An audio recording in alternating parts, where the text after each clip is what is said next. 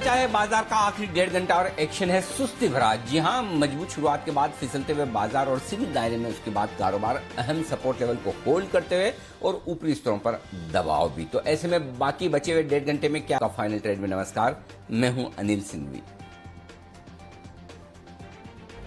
और नमस्कार, मैं दीपांशु भंडारी। जानेंगे अनिल जी से कि किस तरह से बनानी है आपको आखिरी 1.5 घंटे की रणनीति।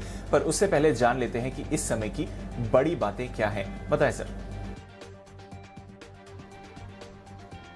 दीप, पूरी तरह से एक्शन बाजार में छोटे दायरे में होता हुआ दिख रहा है और दुनिया भर के बाजारों के संकेतों के चलते थोड़ी कमजोरी के साथ भारतीय बाजार खुले हैं, लेकिन संभला है 15,750 के आसपास निफ्टी और 15,750 के आसपास दिन के लोज पर इस वक्त कारोबार होता हुआ दिख रहा है। निफ्टी बैंक भी 35,000 के आसपास सपोर्ट लेने की कोशिश करता हुआ दिख रहा है। यहाँ पर भी हल्की फुल्की कमजोरी है 300 सवा 300 पॉइंट की। कोटक बैंक आज गिरने में सबसे आगे आपको नजर आएगा। फार्मा और एफएमसीजी ये दो स्पेस ऐसी है जहां हल्की फुल्की खरीदारी है, बाकी तमाम सेक्टर्स आपको कमजोर नजर आएंगे। सबसे ज्यादा कमजोरी मेटल शेयरों में है। बैंक्स, एनबीएफसीज अभी भी कमजोर आपको नजर आएंगे, ये 0.5% से ज्यादा नीचे गिरे हुए दिखेंगे। डाउ फ्यूचर्स धीमे धीमे रिकवरी के मूड में आता हुआ दिखा है। सुबह लाल निशान में था, वहां से थोड़ी रिकवरी के संकेत आते हुए दिखे और अमेरिकी फ्यूचर्स इस वक्त हरे निशान में आपको नजर आएंगे। 40 पॉइंट की मजबूती है और यूरोप के बाजार आधा % के आसपास मजबूत है। तो ग्लोबल संकेत उतने बुरे हैं नहीं। भारतीय बाजारों में थोड़ा बहुत प्रॉफिट बुकिंग का माहौल आपको देखने को मिलेगा। ये है अभी तक का रुझान। जी दी,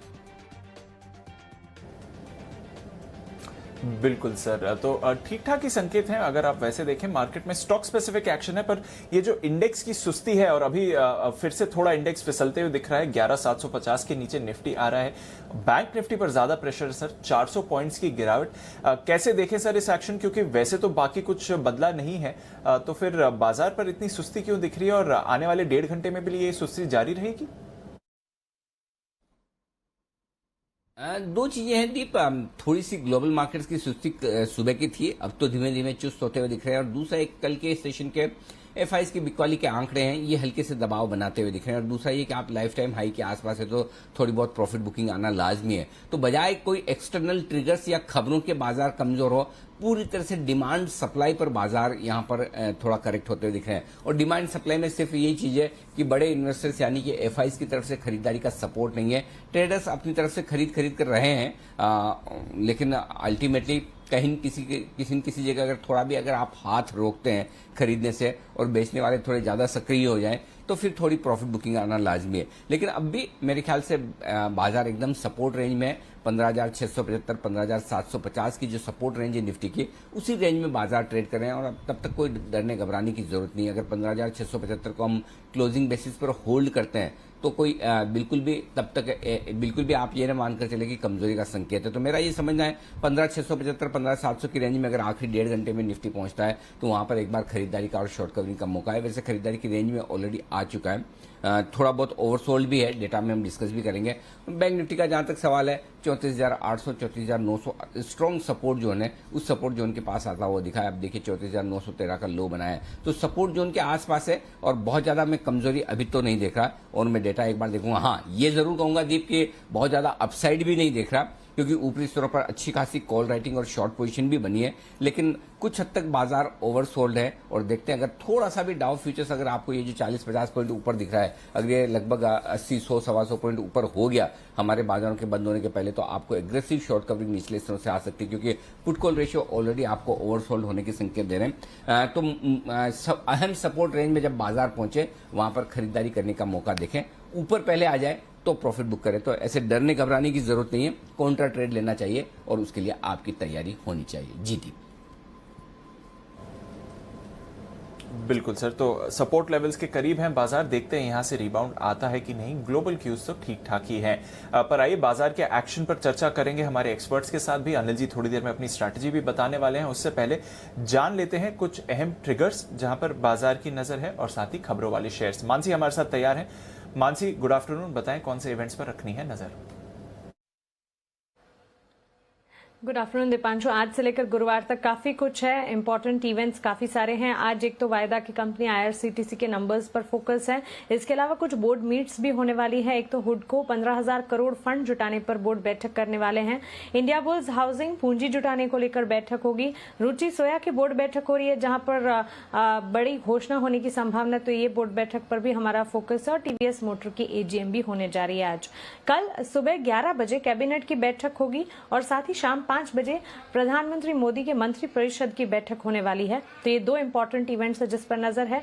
निफ्टी नेक्स्ट 50, निफ्टी 100, निफ्टी 200 और निफ्टी 500 में बदलाव होने जा रहे हैं, तो इसके चलते कुछ शेयरों पर भी नजर रहेगी। आरती इंडस्ट्रीज क्यूआईपी के इश्यू प्राइस को लेकर एक बोर्ड बैठक कल होगी। वहीं इंडियन होटल्स बोर्ड बैठक में बॉन्ड से 250 करोड़ तक जुटाने की योजना बना रहे हैं। टाटा स्टील की एजीएम कल होने जा रही है और साथ ही एचडीएफसी लाइफ, वैभव ग्लोबल, ये दोनों शेयर्स एक्स डिविडेंड ट्रेड होते हुए कल दिखेंगे। गुरुवार के दिन हांगकांग के बाजार बंद रहेंगे। 1 जुलाई की मैं बात कर रही हूं। ओपेक प्लस की बैठक, उत्पादन और मांग को लेकर कमेंट्री आने वाली है जिस पर नजर रहेगी। तो ग्लोबल ट्रिगर्स तो हैं ही, साथ ही जून में ऑटो कंपनियों की बिक्री के आंकड़े भी आते हुए दिखेंगे। हीरो मोटो और मारुति सुजुकी अपने मॉडल्स की कीमतें 1 जुलाई से बढ़ाने जा रहे हैं। एबी फैशंस के राइट्स इशू की रिकॉर्ड डेट है, फाइनल प्राइस जिसका 27 रुपये और 50 पैसे प्रति शेयर तय किया गया था। एम्फासिस ओपन ऑफर बंद होगा। 26% हिस्से के लिए ओपन ऑफर लाया गया था। गुरुवार के दिन ये बंद होता हुआ दिखेगा। सागर सीमेंट बोर्ड की बैठक होने जा रही है, जहां पर कंपनी शेयर विभाजन को लेकर फैसला ले सकती है। और साथ ही Adani enterprises, federal bank, L and T infotech, petronet LNG, PFC और यूबीएल जैसे शेयर्स एक्स डिविडेंड ट्रेड होते हुए दिखेंगे। तो आज से लेकर गुरुवार तक के इंपॉर्टेंट ट्रिगर्स। बिल्कुल, तो ये हैं आपके लिए कुछ इंपॉर्टेंट ट्रिगर्स बाजार के, जहां पर आपको रखनी है नजर इस समय। आइए कुछ खबरों वाले शेयर्स के बारे में भी जानते हैं। वरुण हमारे साथ तैयार हैं।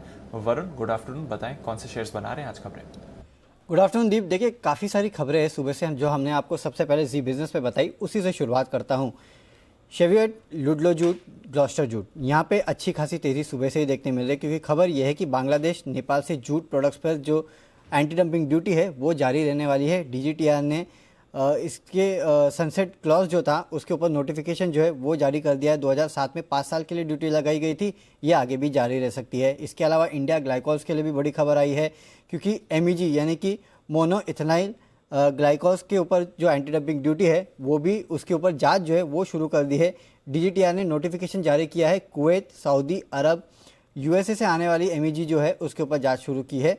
यहाँ इसके लिए अच्छी खबर है इस कंपनी के लिए भी। इसके अलावा वेदांता के लिए भी बड़ी खबर आई है कि डीजीटीआर ने एल्यूमिनियम वायर रॉड पर काउंटर वेलिंग ड्यूटी जो है उसकी सिफारिश की है। तो ये इस कंपनी के लिए एक बड़ी खबर है। 6 से 16% के आसपास की रेंज की सिफारिश की गई है। डीजीटीआर का नोटिफिकेशन आया है, इसके चलते यहाँ भी एक्शन है।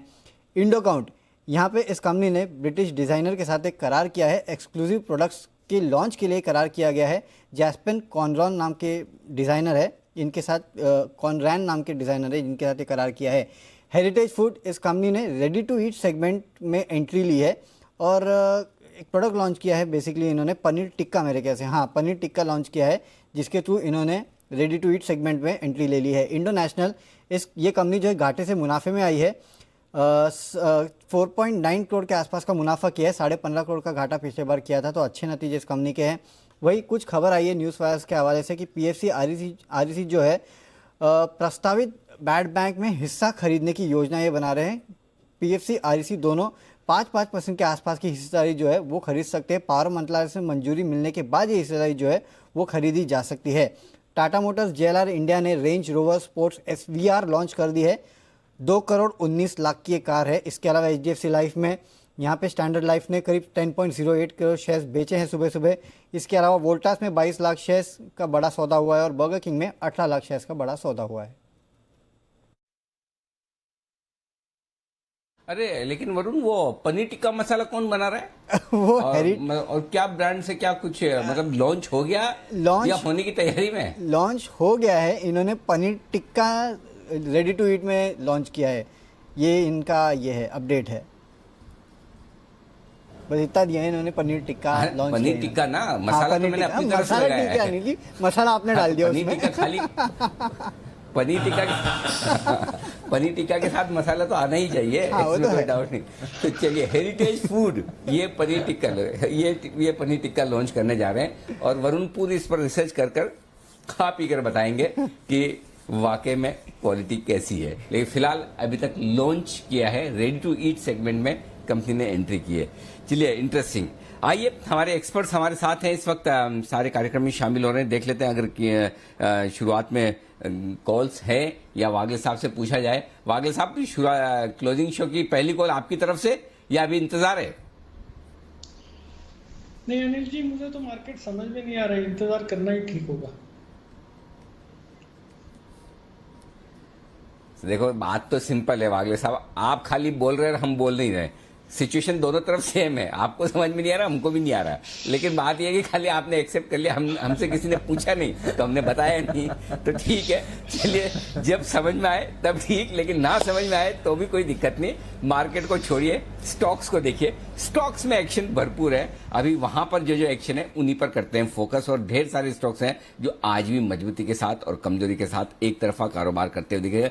मसलन मैरिको, बाजार की कमजोरी का कहीं दूर दूर तक इस पर असर है ही नहीं, इसको मतलब लग ही नहीं रहा कि मतलब निफ्टी की तरफ देख ही नहीं रहा ये तो कि मेरा क्या लेन देना निफ्टी से। तो मैरिको है वो स्टॉक जो मजबूत है। सुबह राजेश पालिया साहब ने इसका 530 का कॉल ऑप्शन खरीदने की भी राय दी थी। विश्वेश जी, जरा आप देखिए मैरिको के आंकड़े, चार्ट्स, क्या है आपका व्यू?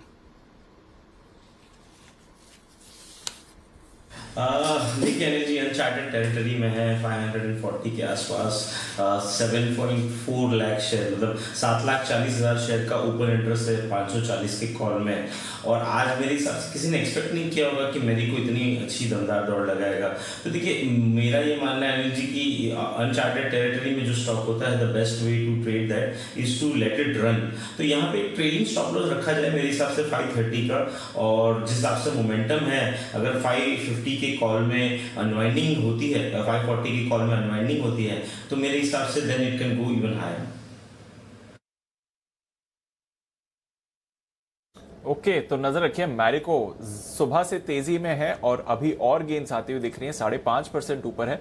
बाकी डिफेंसिव स्टॉक्स में भी एक्शन आ रहा है। अभी HUL में आपने थोड़ी और खरीदारी आती हुई दिखी है, उसके बारे में भी राय लेंगे हमारे एक्सपर्ट से। पर नेशनल पेरोक्साइड ज्यादा चर्चा नहीं होती है इस स्टॉक की, इसके नतीजे आते हुए दिख रहे हैं। और घाटे से मुनाफे में आई कंपनी, साथ ही 47 करोड़ से आय बढ़कर लगभग 65 करोड़ की आय भी आती हुई दिखी है। 12.5 रुपए पर शेयर का डिविडेंड का ऐलान किया, हालांकि बड़ा शेयर है, 2320 के करीब ट्रेड करता है।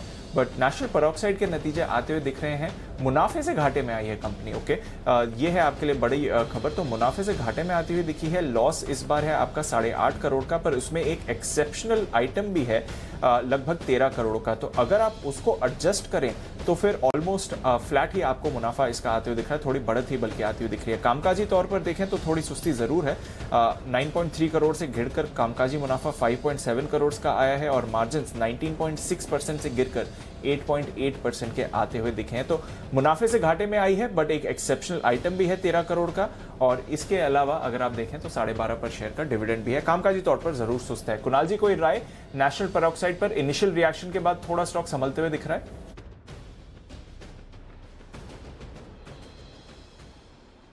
देखिए दीपांशु, चार्ट पर आप देखें तो सबसे पहले तो ये लिक्विड काउंटर है, तो बहुत ज़्यादा इसमें ट्रेडिंग नहीं होती है, तो बहुत ही सावधानी के साथ काम करना है। दूसरा, एक अंडर परफॉर्मिंग स्टॉक है कि जहां बाजार में हमने इतनी तेजी देखी, इसने पार्टिसिपेट नहीं किया। 2300 के नीचे एक स्टॉप लॉस रख करके होल्ड करें। अगर आपके पास पोजीशन है 2300 का, एक स्टॉप लॉस रख लें, इस लेवल से नीचे जाने पर निकल जाइए, अन्यथा बने रहिए। एक अपसाइड बन सकता है, एक बार से दोबारा से आपको इसमें 2700 रुपए तक के लेवल्स देखने को मिल सकते हैं, तो उछाल में निकल जाने के लिए। ओके, तो उछाल में निकल जाने की राय है नेशनल पेरोक्साइड पर। छोटा स्टॉक है, लिक्विड है, ज्यादा चर्चा नहीं होती है। नतीजे भी इसके थोड़े सुस्त ही आते हुए दिखे हैं, कुछ खास सा एक्शन नहीं है वहां पर एक्शन कुछ और काउंटर्स में इस समय बनते हुए दिख रहा है, वहां पर डालते हैं नजर। ग्रैन्यूल्स इंडिया में खरीदारी है, और बंसल जी सुबह से ही खरीदारी है इसमें। फिलहाल अगर आप देखें तो अच्छा एक्शन है, 2% ऊपर होल्ड कर रहा है क्लोजिंग की तरफ। क्या राय देंगे, यहां पर कोई BTST ट्रेड दिखता है सर?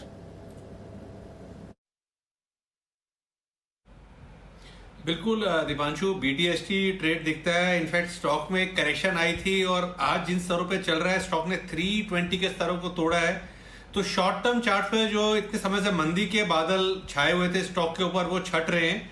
320 के नीचे के स्टॉप लॉस के साथ स्टॉक में बाइंग की जा सकती है 327, 328 के शॉर्ट टर्म टारगेट के लिए। ओके 327, 328 के शॉर्ट टर्म टारगेट के लिए नजर रखिए। ग्रैन्यूल्स इंडिया पर भी आपको अच्छा मोमेंटम आते हुए दिख रहा है। तो फार्मा, एफएमसीजी, ये दो स्पेसेस हैं बाजार की जहां पर आपको एक्शन बनते हुए दिख रहा है। पर एक्शन है आईआरसीटीसी में भी, नतीजों का भी इंतजार है। आइए एक बार चलते हैं वरुण के पास जानने के लिए कि किस तरह के रह सकते हैं आईआरसीटीसी के नतीजे। पर उससे पहले खबर आती हुई दिख रही है मॉनसून सेशन को लेकर। पार्लियामेंट का मॉनसून सेशन 19 जुलाई 19 जुलाई से 13 अगस्त का होगा। तो संसद का मॉनसून सत्र डेट्स आपके सामने आ गई हैं। 19 जुलाई से 13 अगस्त के बीच होगा। अहम सेशन होने वाला है। काफी सारे डेवलपमेंट्स हो सकते हैं। साथ ही कल हमने देखा कि सरकार की तरफ से कई सारे और स्टिमुलस मेजर्स की भी घोषणा की गई थी। तो उसके बाद आगे की क्या प्लानिंग है, क्या डेवलपमेंट्स होते हैं, उस पर भी रहेगी नजर। पर 19 जुलाई से 13 अगस्त के बीच संसद का मॉनसून सत्र होगा। ये ऑफिशियल कॉन्फर्मेशन आते हुए दिख रहा है।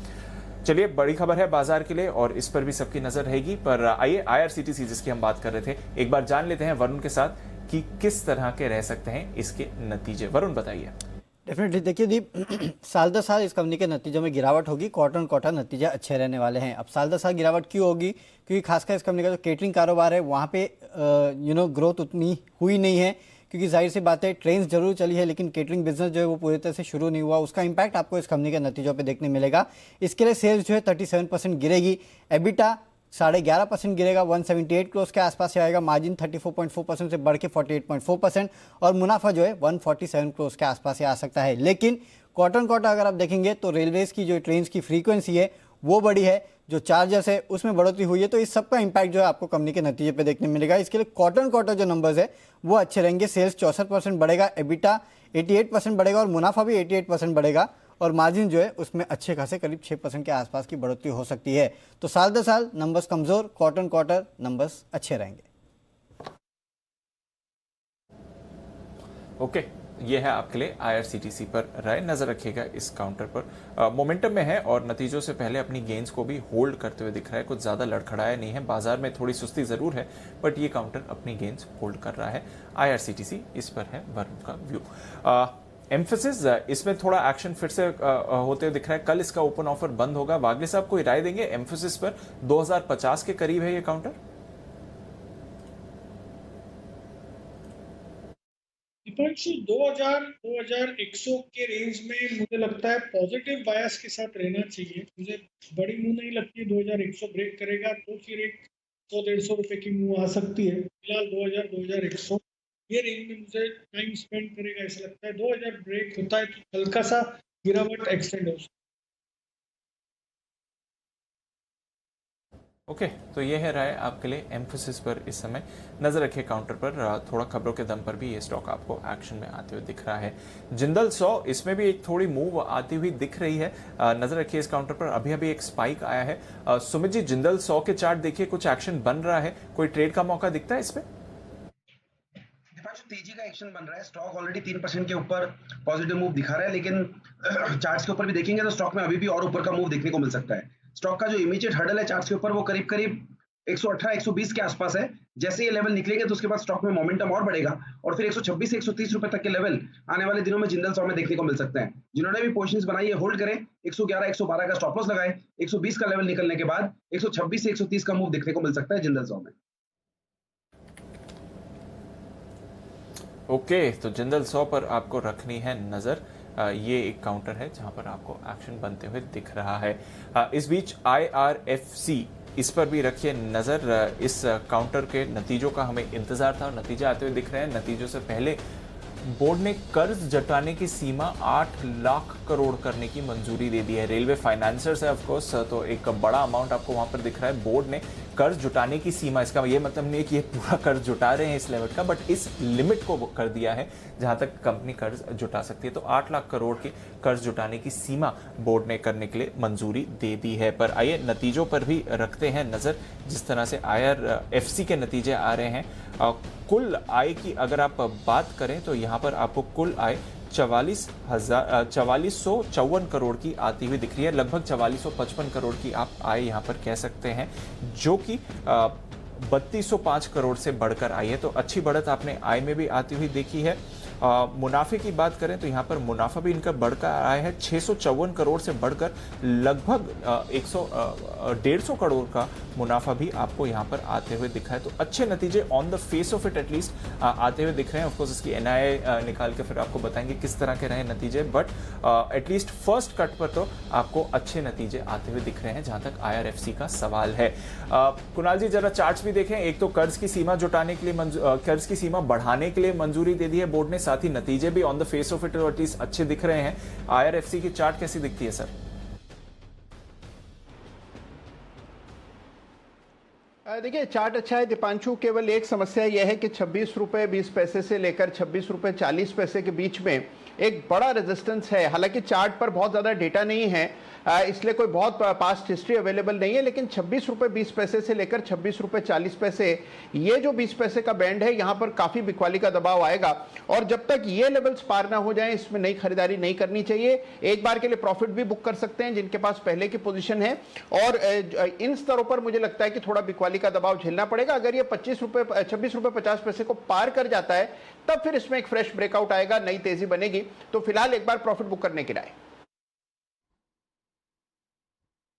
ओके, तो फिलहाल प्रॉफिट बुक करें IRFC के लिए, ये है आपके लिए राय इस वक्त आती हुई दिख रही है। स्टॉक्स ढेर सारे एक्शन में, उनमें से एक और है नेल्को, जो ये टाटा ग्रुप की कंपनी और डिफेंस से रिलेटेड कारोबार करने वाली कंपनी। यहां पर 15% का बड़ा मूव आज के सेशन में आता दिख रहा है, भारी भरकम वॉल्यूम के साथ। जरा इसके चार्ट्स पर भी एक बार नजर डाली जाए, समझा जाए। बंसल जी, नेल्को के चार्ट्स देखिए, NELCO, नाल्को नहीं, नेल्को वाला, इसके बाद इसके चार्ट्स देख के दीजिए अपनी राय।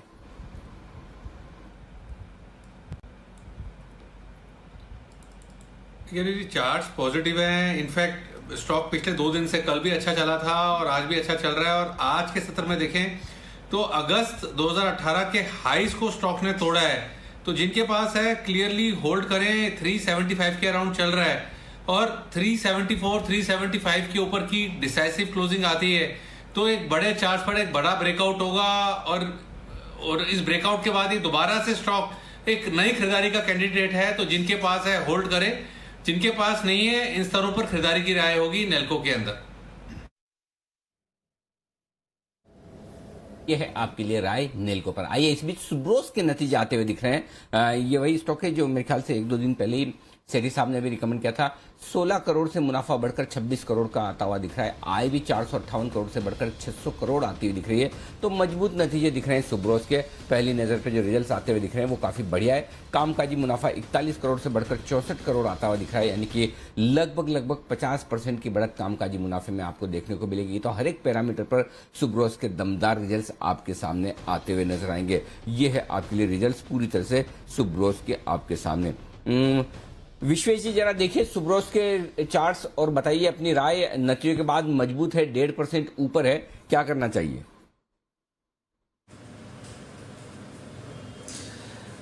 जी मेरा ये मानना है, देखिए ये स्टॉक की अगर मीडियम टर्म रेंज पकड़ी जाए तो 280 is a very strong range और मेरे ख्याल से अप्रैल के मंथ में आके भी गया था। तो अगर यहाँ पे 280 के स्टॉप लॉस से खरीदा जाए जी तो मुझे लगता है 380 तक की यहाँ पे अपसाइड हो सकती है। लेकिन 280 इज अ लिटिल, मतलब 40 रुपए का स्टॉप लॉस है, 10% का स्टॉप लॉस है। मेरे हिसाब से 280 के स्टॉप से यहाँ पे लॉन्ग इनिशिएट किया सकता है 350 380 के टारगेट के लिए। 350 380 के टारगेट्स के लिए यहाँ पर आपके लिए और कुछ एक्शन हो सकता है। आइए एक्शन को बढ़ाते हैं आगे और हमारे साथ वरुण जुड़ रहे हैं। वरुण बताने वाले हैं गैस के दाम बढ़ सकते हैं, कब, कैसे और किस वजह से। पूरी डिटेल्स के साथ वरुण हमारे साथ हैं तैयार। वरुण बताइए। डेफिनेटली अनिल जी, देखिए काफ़ी बड़ी प्रोबेबिलिटी है कि अक्टूबर में जो गैस प्राइस रिवीजन होता है उसमें गैस के दाम बढ़ सकते हैं और इस बार अच्छा खासा उछाल होने वाला है। हो सकता है कि 50 से 60% के आसपास के गैस के दाम बढ़े। कैलकुलेशंस तो यही कह रही है और साथ ही साथ अगर आप किसी भी बड़े ONGC या गेल या ऑयल इंडिया की कंपनीज के मैनेजमेंट से बात करेंगे तो उनके तरफ से भी आपको यही बयान सुनने मिलेंगे कि इस तरह की तेज़ी जो है वो गैस के दाम में आ सकती है। क्यों? क्योंकि एक तो देखिए पिछले बार गैस के दाम जो है वो बढ़ाए नहीं गए थे, यानी कि अप्रैल में $1.7 पर MMBTU के आसपास थे और वहीं रखे गए थे, उसमें कोई भी बदलाव नहीं किया था। दरअसल जब जब कच्चे तेल के दाम बढ़ते तब तब गैस के दाम जो है उनको बढ़ाया जाता है। पिछले अक्टूबर में अगर आप देखेंगे तब गैस के दाम घटाए गए थे, $2.39 से घटा के 1.79 किया गया था। क्यों? तब कच्चे तेल के दाम गिरे थे और उसके बाद से कच्चे तेल के दाम में लगातार बढ़ोतरी देखने मिली है। तब से अब तक करीब 80% के आसपास की बढ़ोतरी जो है वो कच्चे तेल के दाम में देखने मिली है। हालांकि जो पास ऑन होता है कच्चे तेल के दाम में बढ़त, वो दरअसल 3 महीने के गैप से होता है। यानी कि इस बार के अगर आप गैस के प्राइसेस के रेट लेने जाएंगे तो आपको दरअसल कच्चे तेल के जो जून एंड, यानी कि अब जो जून में एंड आने वाला है 30 तारीख कल, तो कल के दाम लेने पड़ेंगे। और कल तक भी अच्छा खासा उछाल जो है वो कच्चे तेल के दाम में आ चुका है। तो उसके चलते ये माना जा रहा है, जनवरी से अब तक ही देख लीजिए करीब 50-60% के आसपास कच्चे तेल के दाम जो है वो बढ़ चुके हैं। इसके लिए माना जा रहा है कि इस बार जो गैस की प्राइसिंग है उसमें आपको अच्छी खासी बढ़ोतरी देखने मिल सकती है। हालांकि सिर्फ एक बात बता देता हूँ कि पिछले बार भी ये बढ़ने चाहिए थे, लेकिन सरकार ने कह दिया था कि अभी ये वो समय नहीं है कि जब हम गैस के दाम बढ़ाएं, क्योंकि काफ़ी सारी इंडस्ट्रीज़ को नुकसान हो सकता है, इसके लिए नहीं बढ़ाए गए थे। लेकिन अब ये कंपनीज का कहना है कि इन लेवल्स पे सस्टेनेबल नहीं है, इसके लिए आपको गैस के दाम बढ़ाने ही पड़ेंगे। तो इतना तो तय है, बढ़ेंगे गैस के दाम। ज़्यादा प्रोबेबिलिटी है कि 50 से 60% बढ़ने चाहिए, कम से कम उतनी रूम तो निकल के आती है गैस के दाम बढ़ने से। फ़ायदा किसको होगा? ONGC, ऑयल इंडिया, गेल जैसी कंपनीज को होगा। नुकसान होगा पावर इंडस्ट्रीज को, क्योंकि कुल गैस की खपत में से 30% के आसपास जो है वो पावर इंडस्ट्री करती है, 27% फर्टिलाइजर इंडस्ट्री करती है और 19% जो है सिटी गैस डिस्ट्रीब्यूशन के पास भी जाता है। तो इन सब के लिए थोड़ा नुकसान हो सकता है। हालांकि ये पास ऑन करेंगे कि नहीं वो बात की बात है, लेकिन ओवरऑल कॉस्ट इनका बढ़ेगा, अपस्ट्रीम कंपनीज को फायदा होगा।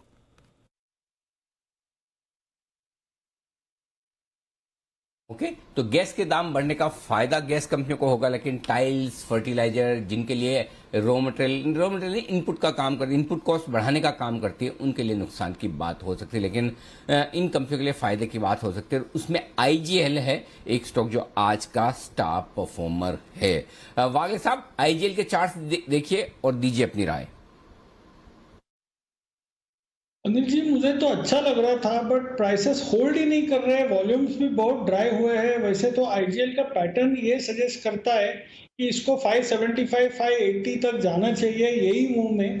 इनफैक्ट 554, 555 पे मैंने कॉल भी दिया था, बट वो प्राइसेस सस्टेन नहीं हो रहे, साइडवेज मूव आ रही है, लैक ऑफ इंटरेस्ट दिख रहा है। लेकिन IGL का पैटर्न बहुत अच्छा है। अगर आप पोजिशनल व्यू मुझे पूछेंगे तो मेरा 580 और 580 ब्रेक करेगा तो वो रुकेगा नहीं, 600 तक जाएगा। अभी इसमें दो दिन लगेंगे, 3 दिन लगेंगे या एक आध 2 हफ्ते लगेंगे, देखना पड़ेगा। मुझे लगता है 540 के नीचे नहीं जाना चाहिए, 580 के लेवल्स पहले दिख सकते हैं। ओके, तो ये है आपके लिए IGL पर आए। वॉल्यूम्स कम है, एक्शन कम है, लेकिन ट्रेंड ऊपर की तरफ का बरकरार। 2:30 बजने वाले हैं, बजे नहीं है, लेकिन आज हम समय से पहले काम करते हुए दिख रहे हैं। उसकी वजह आप समझ चुके होंगे, मैं बताऊंगा आपको वजह क्या है कि आज सेठी साहब 2:30 बजने से 3 मिनट पहले ही हमारे साथ जुड़ रहे हैं। तो सेठी साहब का पहले बिगुल के साथ करते हैं स्वागत और फिर वजह ढूंढने की कोशिश करेंगे।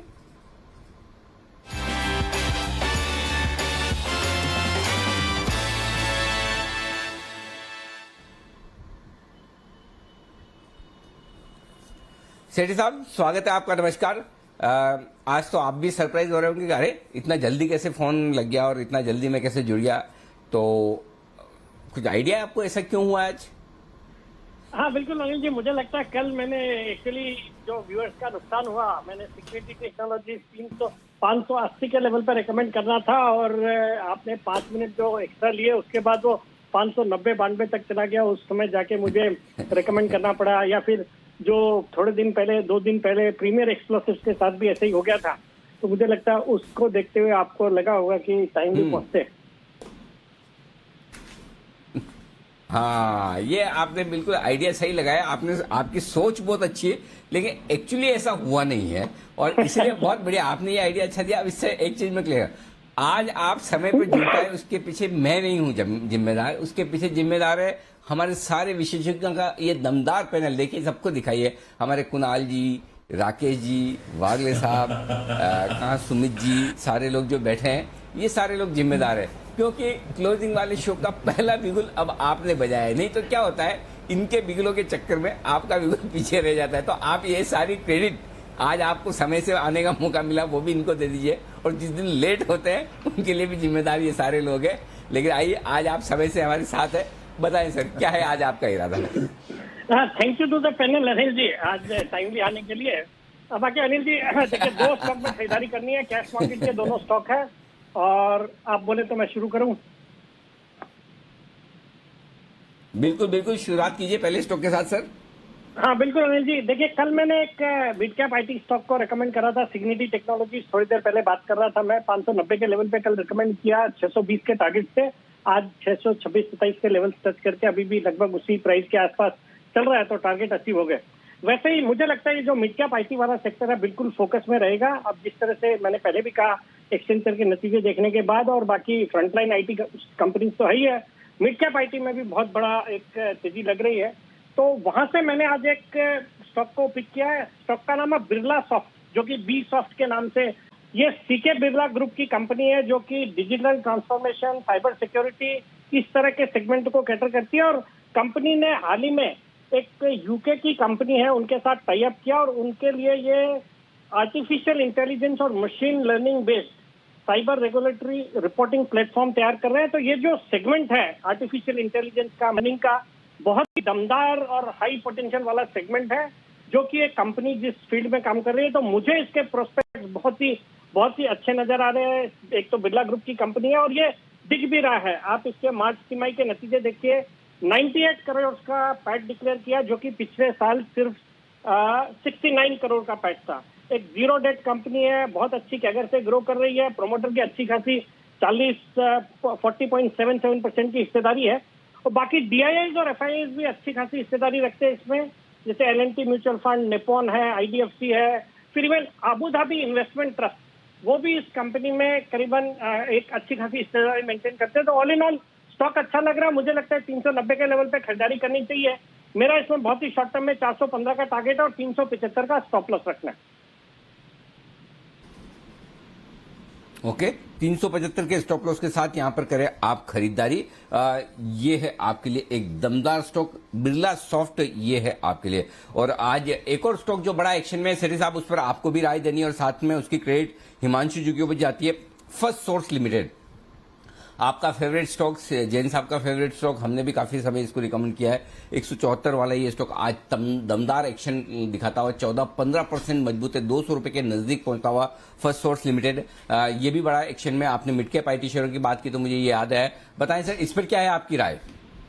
अनिल जी, बहुत ही दमदार रिटर्न इस स्टॉक ने दिए हैं। पिछले साल भर में 3 टाइम हो गया स्टॉक, और आज की ये जो तेजी है, ये तो मैं तो काफी सालों से इस स्टॉक को ट्रैक करता हूं, बट एब्सोल्यूट टर्म्स में इतनी बड़ी तेजी कभी भी नहीं देखी है। और बाकी पूरा ग्रुप ही चल रहा है। आज आरपीएसडी वेंचर, जो कि इसकी होल्डिंग कंपनी है, जो मैं कई बार रिकमेंड करता हूं टू प्ले एफएसएल, अगर आपको सस्ते में एफएसएल चाहिए तो आरपीएसडी वेंचर के थ्रू ले लीजिए। 54% वो ओन करती है इस कंपनी में और वैल्यूएशन कुछ भी नहीं है। तो बहुत ही दमदार रिटर्न, आज बहुत ही दमदार तेजी चल रही है। और मुझे लगता है इस तरह के जो स्टॉक्स है, वाकई में इनका एक्चुअली जो कारोबार है वो भी बहुत अच्छा कर रहा है। और ये जो तेजी है बिल्कुल कायम रहेगी। मिड कैप आईटी सेक्टर पे भी बुलिश हूं और with in the sector FSL is a great company to stay invested in. Wonderful. तो ये कंपनी है जिसको बार बार लगातार रिकमेंड किया है सेठी साहब ने। बने रहें, टिके रहें। पैसे किसी भी दिन बन सकते हैं, जैसे कि आज 14-15% का बड़ा मूव आता हुआ दिखा है। मिड कैप आईटी कंपनियों में बड़ा एक्शन आपको नजर आएगा। आइए बढ़ते हैं आगे और सेठी साहब से लेते हैं उनकी दूसरी पिक। बताएं सेठी साहब। अनिल जी, जो मेरी आपकी दूसरी पिक है, इसको भी मैंने कुछ महीने भर पहले इस स्टॉक को रिकमेंड किया हुआ है। स्टॉक का नाम है इजी ट्रिप प्लानर्स, कंपनी का नाम, और स्टॉक ट्रेड होता है ईज माई ट्रिप के नाम से। ये भारत का 2nd लार्जेस्ट ट्रेवल पोर्टल है, जो कि फ्लाइट्स की बुकिंग्स और होटल्स की बुकिंग्स करता है। मैंने आज से 1 दिन महीने पहले जब इसको रिकमेंड करा था, करीबन 330 के लेवल पे किया और वहां से तो 450 तक के लेवल से स्टॉक ने टच करे। अनलॉक की थीम पे ये काफी पसंद आ रहा था और मुझे लगता है इस कंपनी के पास ट्रिमेंडस ग्रोथ अपॉर्चुनिटी है। और ये थोड़ी हटके है, मतलब इन्होंने आज इतने डिफिकल्ट टाइम्स में, जो पिछला साल रहा है, लॉकडाउन का रहा है, ट्रेवल टूरिज्म बिल्कुल ठप है, बट उस दौरान भी अगर आप इनके मार्च तिमाही के नतीजे देखेंगे तो प्रॉफिट आया है, पैट आया है 31 करोड़ का, जो कि पिछले साल सिर्फ 4 करोड़ का पैट था। ऑपरेटिंग प्रॉफिट मार्जिन आया है 82% के, रिटर्न ऑन इक्विटी है 37.66% का। एक जीरो डेट कंपनी है। और आप अगर पिछले 3-4 साल का भी ट्रैक रिकॉर्ड देखेंगे तो FY18 में जहां कंपनी का एनुअल प्रॉफिट सिर्फ 6 करोड़ का था, वो इस बार FY21 में 62 करोड़ का पैट आया है। तो दमदार कंपनी है। और कल जो हमारे FM साहिबा ने जो कल ट्रेवल और टूरिज्म सेक्टर को बूस्ट करने के लिए भी कई सारे अनाउंसमेंट्स करे, उनको सॉफ्ट दिए, उसका फायदा ये जितने ट्रैवल टूरिज्म से रिलेटेड स्टॉक्स है, सेक्टर्स है, उनको बिल्कुल होना है, तो उसका भी एक फायदा मिलना है। और बाकी एक दमदार कंपनी है और मुझे लगता है इस स्टॉक को करंट लेवल्स पे जो 402-3 के लेवल पे ट्रेड कर रहा है, यहाँ पे खरीदना चाहिए। 430 के टारगेट है शॉर्ट टर्म के, 395 का स्टॉप लॉस रखना। ओके, 300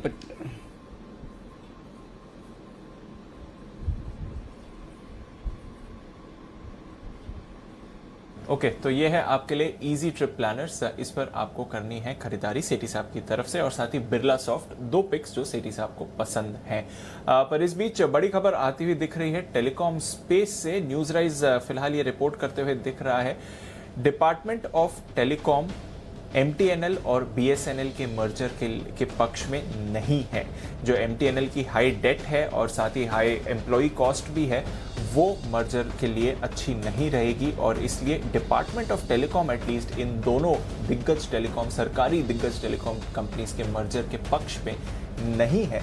ये फिलहाल खबर आती हुई दिख रही है और ये न्यूज राइज रिपोर्ट कर रहा है। ये एक सोर्स से खबर आती हुई दिख रही है, डिपार्टमेंट ऑफ टेलीकॉम मर्जर के पक्ष में नहीं है।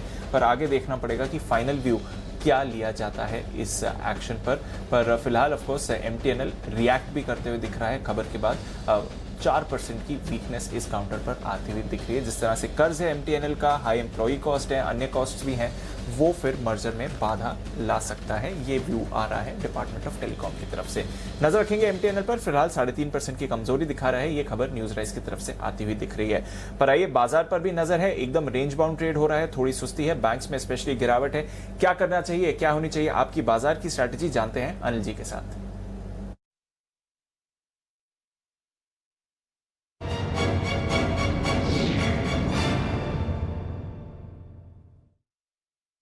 सर, ग्लोबल मार्केट्स तो ठीक ठाक हैं, कुछ ज्यादा यहां पर तो परेशानी नहीं दिख रही है। यूरोप की अच्छी शुरुआत हुई है, जर्मनी आधे % की तेजी में है, फ्रांस और यूके में भी हल्की खरीदारी है। डाउ फ्यूचर्स हालांकि थोड़ी देर पहले 40-50 पॉइंट्स ऊपर थे, अभी 20 पॉइंट ऊपर है, वहां पर हल्की सुस्ती जरूर है बट पॉजिटिव टेरिटरी में है। नैस्डैक फ्यूचर्स पर आप मामूली गिरावट आते हुए देख रहे हैं। एशिया में आज हमने कमजोरी देखी थी, लगभग 1% सुस्त थे एशिया के बाजार। तीनों एशियन मार्केट्स मेजर जो है, जापान, चाइना और हांगकांग की बात करें तो वहां पर 1% की आपने कमजोरी आते हुए देखी है। इसके अलावा यूएस की बॉन्ड यील्ड 1.48% पर है, तो वहां से कोई परेशानी नहीं आ रही है। डॉलर 2 महीने की ऊंचाई पर है। क्या करना चाहिए सर? वैसे आप देखेंगे तो कहीं से कोई ऐसा खराब संकेत है नहीं जिसकी वजह से कि बाजार बहुत खराब हो, और मुझे लगता है कि रनिंग करेक्शन है, लाइफ टाइम हाई बनाने के बाद 1-1.5% का करेक्शन जो आना चाहिए वो आता हुआ दिख रहा है, तो कोई चिंता की बात अभी है नहीं। दूसरा क्या अच्छा है और क्या खराब है दोनों बता देता हूँ।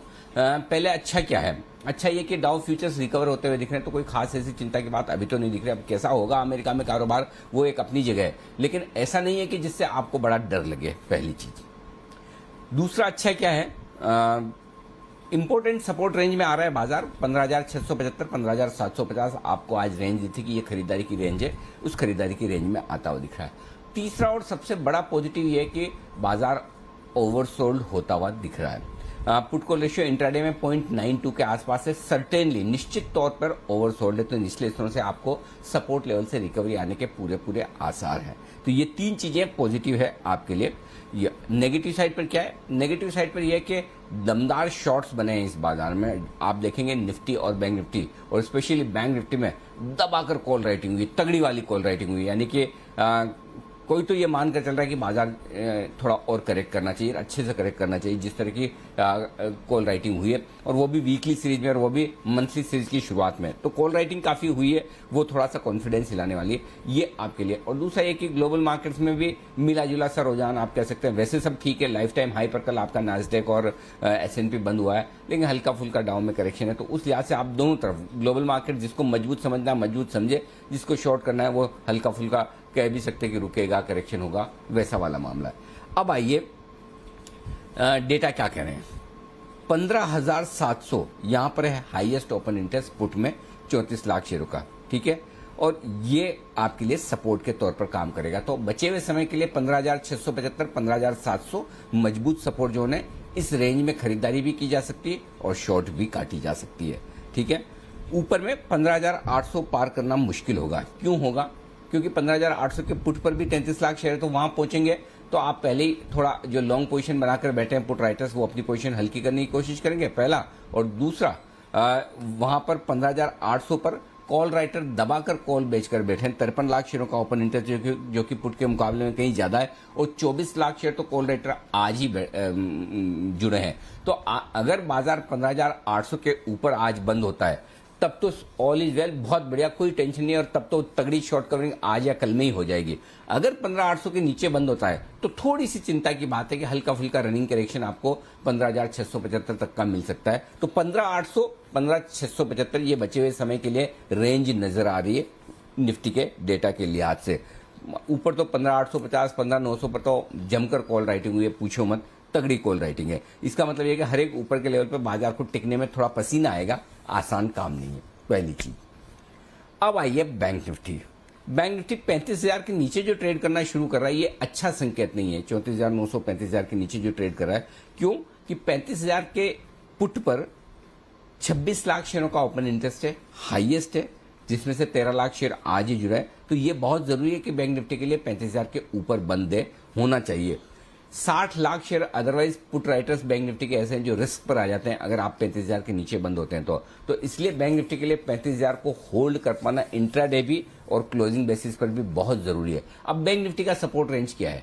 34,800, 35,000, ये बैंक निफ्टी का सपोर्ट जोन है जिसमें आता हुआ दिख रहा है। इस रेंज में आप शॉर्ट भी काट सकते हैं, हल्की फुल्की खरीदारी भी कर सकते हैं, लेकिन ऊपर जाने में बढ़ने में बहुत पसीना आएगा। वजह यह है कि 35,000 के कॉल्स पर 20 लाख शेयर हैं, तो वो रुकावट का काम कर रहा है। 35,000 से लेकर 35,500 की रेंज में हर एक 100 पॉइंट पर तगड़ी कॉल राइटिंग होकर रखी है, इसलिए बैंक निफ्टी के लिए मुश्किल बढ़ा है ऊपर जाना। 35,500 पर तो दबाकर कॉल राइटिंग है 26 लाख शेयरों की, तो बैंक निफ्टी को हर ऊपर के लेवल पर रुकावट आती हुई दिखेगी। बस यही है, 35,000 के ऊपर बंद होना बहुत जरूरी है। अगर नीचे बंद होता है तो फिर रिस्क खुल जाती है कि 2 दिन आप 35,000 के ऊपर बंद हुए, वही बार बार वही होता है, 1 या 2 दिन 35,000 के ऊपर बंद होता है बैंक निफ्टी और वापस नीचे चला जाता है। तो मुझे रिस्क निफ्टी में ज्यादा नहीं दिख रही है, मुझे रिस्क बैंक निफ्टी में ज्यादा दिख रही है। बैंक निफ्टी में जितनी मजबूती चाहिए वो नहीं आ पा रहा है, निफ्टी तो ठीक है, कोई दिक्कत नहीं। जी दी क्लियर है सर। तो बैंक निफ्टी थोड़ा ज्यादा इस समय कमजोर दिख रहा है, अहम सपोर्ट के नीचे भी है। देखते हैं किस तरह की चाल रहती है बैंक निफ्टी में। ये जो नेक्स्ट सपोर्ट रेंज में आ गया है वो होल्ड कर पाता है कि नहीं। निफ्टी की बात करें तो 15,775, 800 के करीब अगर आपको क्लोजिंग होते हुए दिखे तो सब ठीक है, बट फिलहाल कमजोरी जरूर है। 450 पॉइंट्स नीचे बैंक निफ्टी दिख रहा है और निफ्टी भी अब लगभग 90 पॉइंट्स नीचे है इस समय, तो थोड़े सुस्त बाजार जरूर आते हुए दिख रहे हैं। आइए चोपड़ा साहब भी हमारे साथ जुड़ रहे हैं और उनसे भी जान लेते हैं मार्केट पर क्या राय है उनकी, कौन से स्टॉक्स हैं उनकी नजर में। चोपड़ा साहब, IRCTC से एक बार शुरू करना चाहूंगा क्योंकि इसके नतीजों का इंतजार है। कोई एक्सपेक्टेशन सर, क्योंकि अनलॉक थीम भी है, तो उस लिहाज से भी देखें तो IRCTC पर क्या व्यू है सर? मैं IRCTC से बहुत टाइम से पॉजिटिव हूँ और रादर जब ये काफ़ी नीचे हुआ करता था 1600 के आसपास हमने रिकमेंडेशन दिया था, मगर अभी भी मुझे लगता है कि हालांकि रिजल्ट्स तो अभी उस हिसाब से नहीं आएंगे जैसे आ सकते हैं, मगर IRCTC एज अ कंपनी वो कंपनी है जिसका किसी भी रूप में पैसा लूज करना बहुत मुश्किल है। जनरली जैसे ये लोग ट्रेन के टिकट्स हैं एडवांस में बेचते हैं, इवन ट्रेन का जो खाने का बुकिंग हो जाता है वो एडवांस में हो जाता है, तो these people sit on a lot of cash, तो बहुत अच्छे कैश पे बैठते हैं IRCTC और कहीं ना कहीं एक एसेंशियल सर्विस है और इसको और मोनोपोली है। तो मुझे लगता है ये स्टॉक धीमे धीमे करेक्शंस होंगे, बढ़ता रहेगा और अगर कोई लंबी अवधि तक इसको देखे तो मुझे लगता है ये 4,000 तक भी जा सकता है। बहुत अच्छी पॉसिबिलिटी है 2-3 साल के अंदर कि ये 4,000 का भाव भी देखे, मगर हाँ करेक्शंस में ही लें। बहुत अच्छा कंपनी है और अनलॉक थीम से रिलेटेड है। जैसे ही ट्रेन्स दोबारा शुरू होंगी, जो कि मुझे लगता है आने वाले 2-4-5 महीनों में अगर वैक्सीनेशन हो गया तो ये ट्रेन्स पूरी के पूरी नॉर्मली चलना शुरू हो जाएंगे, अभी भी ठीक ठाक चल रही हैं। इसके अलावा इनके बहुत सारे दूसरे रेवेन्यू स्ट्रीम्स हैं जो कि अपने पोर्टल के थ्रू करते हैं और बहुत सारी जो सेवाएं हैं, बहुत एडवर्टाइजिंग इनको रेवेन्यू आता है IRCTC को, तो बहुत अच्छा कंपनी है। मैं I am Fairlie bullish on this और मुझे लगता है कि कोई लंबी अवधि के लिए ले गिरावट में तो इसका टारगेट 4,000 का मैं देना चाहता हूँ, लगभग यहाँ से डबल। तो यहाँ से डबल होने की क्षमता रखता है। देखते हैं आज नतीजे क्या आपको व्यू दिखाते हैं, but of course long term के लिए एक अच्छी इन्वेस्टमेंट है। नतीजों का इंतजार IRCTC का है, पर नतीजे आ चुके हैं DCM श्रीराम इंडस्ट्रीज के और स्टॉक नेगेटिवली रिएक्ट करते हुए दिख रहा है इस समय DCM श्रीराम इंडस्ट्रीज। कुणाल जी, इस पर नजर डालिए। DCM श्रीराम इंडस्ट्रीज की मैं बात कर रहा हूँ, 440 के करीब जो ट्रेड करता है। चार्ट जरा आप पुल अप करिए। आय में हमने बढ़त देखी है, 462 करोड़ से बढ़कर लगभग 516 करोड़ की यहाँ पर आय आती हुई देखी है DCM श्रीराम इंडस्ट्रीज, जो कि 440 के करीब ट्रेड करता है। मुनाफे की अगर आप बात करें तो वहां पर हमने गिरावट जरूर देखी है। 26 करोड़ से मुनाफा इनका 19.5 करोड़ का आया है। कामकाजी तौर पर देखें तो हल्की सी बढ़त रही है, 38 करोड़ से बढ़कर कामकाजी मुनाफा लगभग 43 करोड़ का आते हुए दिखा है। मार्जिन 8.3% पर स्टेबल रहे, तो ठीक ठाक नतीजे हैं। थोड़े एडजस्टमेंट्स भी हैं, क्योंकि प्रॉफिट बिफोर टैक्स अगर आप देखें तो 30 करोड़ का है, 25 करोड़ का सामने, पर फिर अगर टैक्स और बाकी एडजस्टमेंट्स के साथ देखें तो फिर 19.5 करोड़ का प्रॉफिट है, जो 26 करोड़ से गिर कर आया है। क्या राय देंगे कुणाल जी चार्ट्स पर DCM श्रीराम इंडस्ट्रीज? देखिए दीपांशु, पिछले कुछ दिनों में हमने एक बड़ा रन देखा है। ये स्टॉक आप देखिए लगभग 350 रुपए से एक तरफा 3-4 दिनों में ही बढ़कर के इन स्तरों पर ट्रेड करने लगा है। 100 रुपए की तेजी आ चुकी है, तो उसके बाद थोड़ा करेक्शन आना स्वाभाविक है। लेकिन एक लेवल जिसको हमें वॉच करना है वो है 425 का। 425 के नीचे स्टॉक गया तभी आपको अपनी लॉन्ग पोजीशंस एग्जिट करनी है, अन्यथा बने रहें। मुझे लगता है कि आज की वॉलेटिलिटी समाप्त हो जाने के बाद दोबारा से स्टॉक ऊपर की अपनी यात्रा शुरू करेगा, तो 425 का स्टॉप लॉस रख करके निवेशित रहने की राय है। ट्रेडिंग के लिए स्टॉक बिल्कुल भी उपयुक्त नहीं।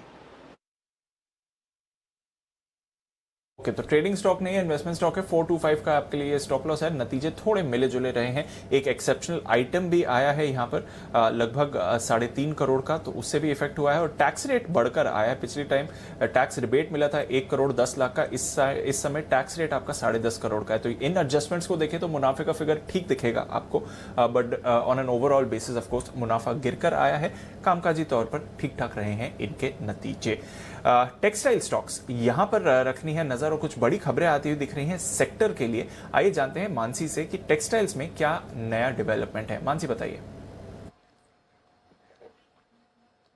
बिल्कुल दीपांशु, देखिए टेक्सटाइल एक्सपोर्ट को बढ़ावा देने के लिए सरकार काफी कुछ कर रही है और अब ताजा खबर ये आ रही है कि यूपी में पहला टेक्सटाइल पार्क बनने जा रहा है। नोएडा में 150 एकड़ का टेक्सटाइल पार्क बनने वाला है। अपैरल एक्सपोर्ट क्लस्टर के लिए येडा यानी कि Yamuna expressway industrial development authority ने इसका ऐलान कर दिया है। टेक्सटाइल पार्क में करीब 152 कंपनियां अपनी फैक्ट्रीज लगा पाएंगी और टेक्सटाइल पार्क बनाने के लिए कुल 8,365 करोड़ का निवेश किया जाएगा। इतना ही नहीं, इस पूरे प्रोजेक्ट से करीब 5 लाख लोगों को रोजगार मिलने की भी पूरे अनुमान है। इसकी फेज वाइज कंस्ट्रक्शन शुरू होता हुआ दिखेगा। जनवरी में कंस्ट्रक्शन, जनवरी 2022 से पहला फेज शुरू होता हुआ दिखेगा और पहले फेज में 91 टेक्सटाइल और गारमेंट की फैक्ट्रियों का गठन किया जाएगा। इतना ही नहीं, यूपी सरकार और भी जगहों पर टेक्सटाइल पार्क बनाने की योजना बना रही है। लक्ष्य उनका मेरठ, आगरा, झांसी, गोरखपुर, वाराणसी, लखनऊ और कानपुर जैसी जगह पर आने वाले दिनों में टेक्सटाइल पार्क्स बनते हुए दिखेंगे। आपको याद ही होगा, बजट में टेक्सटाइल, मेगा टेक्सटाइल और साथ ही टेक्निकल टेक्सटाइल को बढ़ावा देने के लिए ऐलान किए गए थे। मेगा टेक्सटाइल पार्क बनाने का ऐलान हुआ था, जिसमें 3 साल में 7 मेगा टेक्सटाइल पार्क बनाने का सरकार ने लक्ष्य रखा था। कुल 1000 एकड़ जमीन में टेक्सटाइल पार्क बनाने का प्लान था। सरकार ने कुल 59 टेक्सटाइल पार्क सैंक्शन किए हैं, जिसमें से 22 तैयार हो चुके हैं और इसी लक्ष्य को आगे बढ़ाते हुए अब यूपी में भी ये टेक्सटाइल पार्क बनने जा रहा है। टेक्निकल टेक्सटाइल के लिए भी 10,683 करोड़ की PLI स्कीम का ऐलान हुआ था। ये तमाम चीजें हैं जो कि एक्सपोर्ट, टेक्सटाइल एक्सपोर्ट को काफी हद तक बढ़ावा दे सकती है और इसीलिए सरकार काफी ज्यादा फोकस्ड है। और ताजा खबर यह है कि यूपी में अब पहला टेक्सटाइल पार्क जल्दी बनने जा रहा है। बिल्कुल, तो यूपी में पहला टेक्सटाइल पार्क बनने जा रहा है। अच्छी खबर है। और यहाँ पर 150 करीब यूनिट्स, कंपनीज अपनी यूनिट सेटअप कर पाएंगी। बड़ी प्रॉपर्टी पर भी बनने वाला है टेक्सटाइल पार्क, तो ऐलान आते हुए दिख रहे हैं। इस स्पेस पर रखनी है नजर। चोपड़ा साहब, कोई टेक्सटाइल स्टॉक जो आपके रेडार पर हो या आपको पसंद हो? हमने देखा है पिछले कुछ समय में अच्छी रैली आई है चुनिंदा टेक्सटाइल काउंटर्स में। देखिए, मेरा जो फेवरेट था वो सेंचुरी टेक्सटाइल्स था और मैं करीब 400 साढ़े 400 के लेवल से ही मैं रिकमेंड कर रहा था। मगर कुछ एक अच्छी कंपनीज हैं अभी भी, जैसे अरविंद है, मुझे लगता है वैल्यू वाइज अभी 78 रुपए करीब ट्रेड करता है। तो अरविंद बहुत अच्छा लगता है मेरे को। अगर कोई लंबी अवधि के लिए इसको यहाँ पर खरीदता है करीब 75-76 पे भी अगर ये मिलता है स्टॉक, अगर यहाँ पे भी लेता है इसमें कोई दिक्कत नहीं है, तो संभवतः आपको 100-125 तक जा सकता है और जाने का दम कम रखता है। इसके अलावा बॉम्बे डाइंग एक और कंपनी है जो कि वाडिया ग्रुप की कंपनी है। तो बॉम्बे डाइंग में भी मुझे काफ़ी पोटेंशियल लगता है। वैल्यू वाइज बहुत अच्छा है और इस समय कहीं पे भी ज़्यादा वैल्यूएशन नहीं है, 87 रुपये पे चल रहा है। तो इसका भी टारगेट में 120 और 125 का मैं टारगेट देना चाहता हूं। और गिरावट में दीजिए, दोनों कंपनीज को कभी गिरावट में मिलती हैं तो दोनों ही अच्छी हैं, अरविंद भी और बॉम्बे डाइंग भी, दोनों दिग्गज कंपनीज हैं। ओके, तो ये है आपके लिए टेक्सटाइल शेयर पर आए।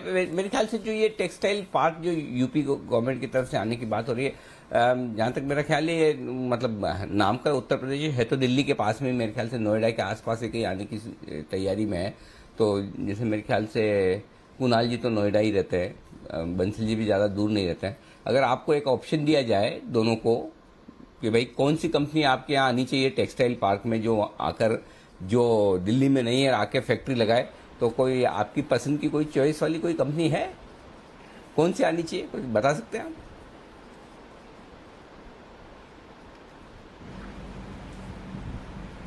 अनिल जी, जो भी कंपनी आए फ्री में सैंपल जरूर दे अनिल जी हमें, हम नोएडा रहते हैं अनिल जी।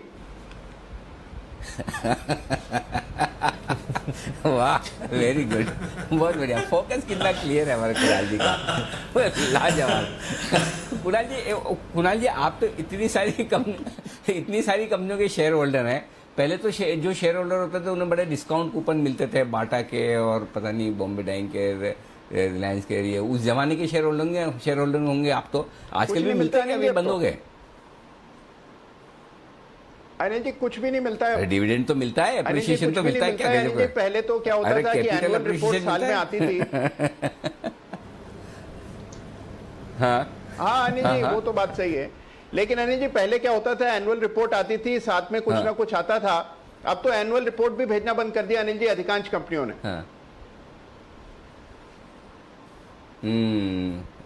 और उसके भी जो बाद में एनुअल रिपोर्ट्स के भी 1-2 साल बाद जो दाम आते थे, बचे हुए जो भी आ जाते, अब वो भी नहीं रहे। चलिए, लेकिन ठीक है, जब तक शेयरों के दाम बढ़ रहे हैं। और वैसे भी आप कौन से ऐसे शेयर कंपनियों के शेयर खरीदते हैं जिनकी एनुअल रिपोर्ट बेचकर आपको उसमें से पैसे निकालने पड़े?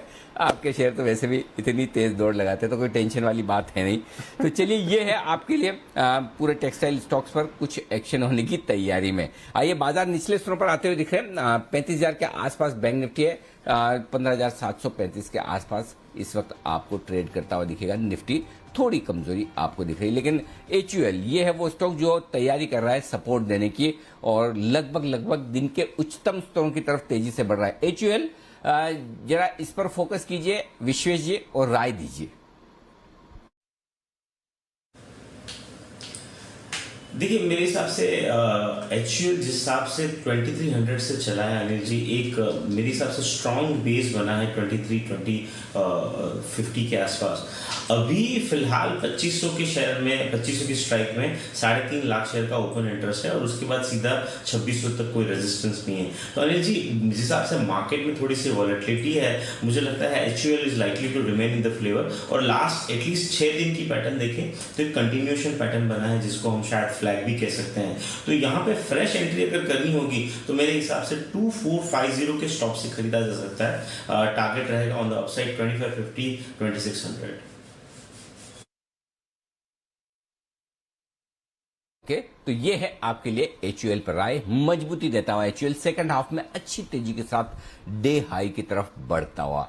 आइए, एक स्टॉक है जिस पर हमेशा वाद विवाद, चर्चा, बहस, विचार विमर्श और अपनी भावनाओं का आदान प्रदान होता रहता है, और वो है बंधन बैंक।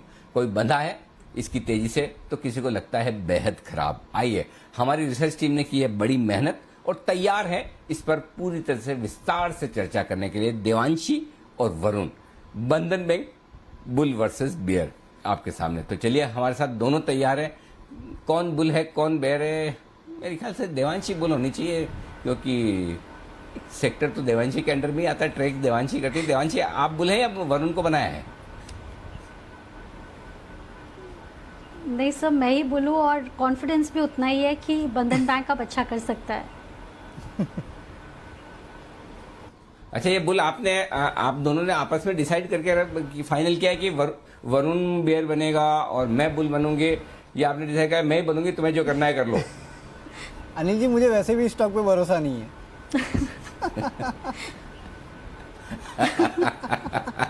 चलिए, तो शुरुआत कीजिए अपने अपने तर्क और लॉजिक के साथ, बताइए।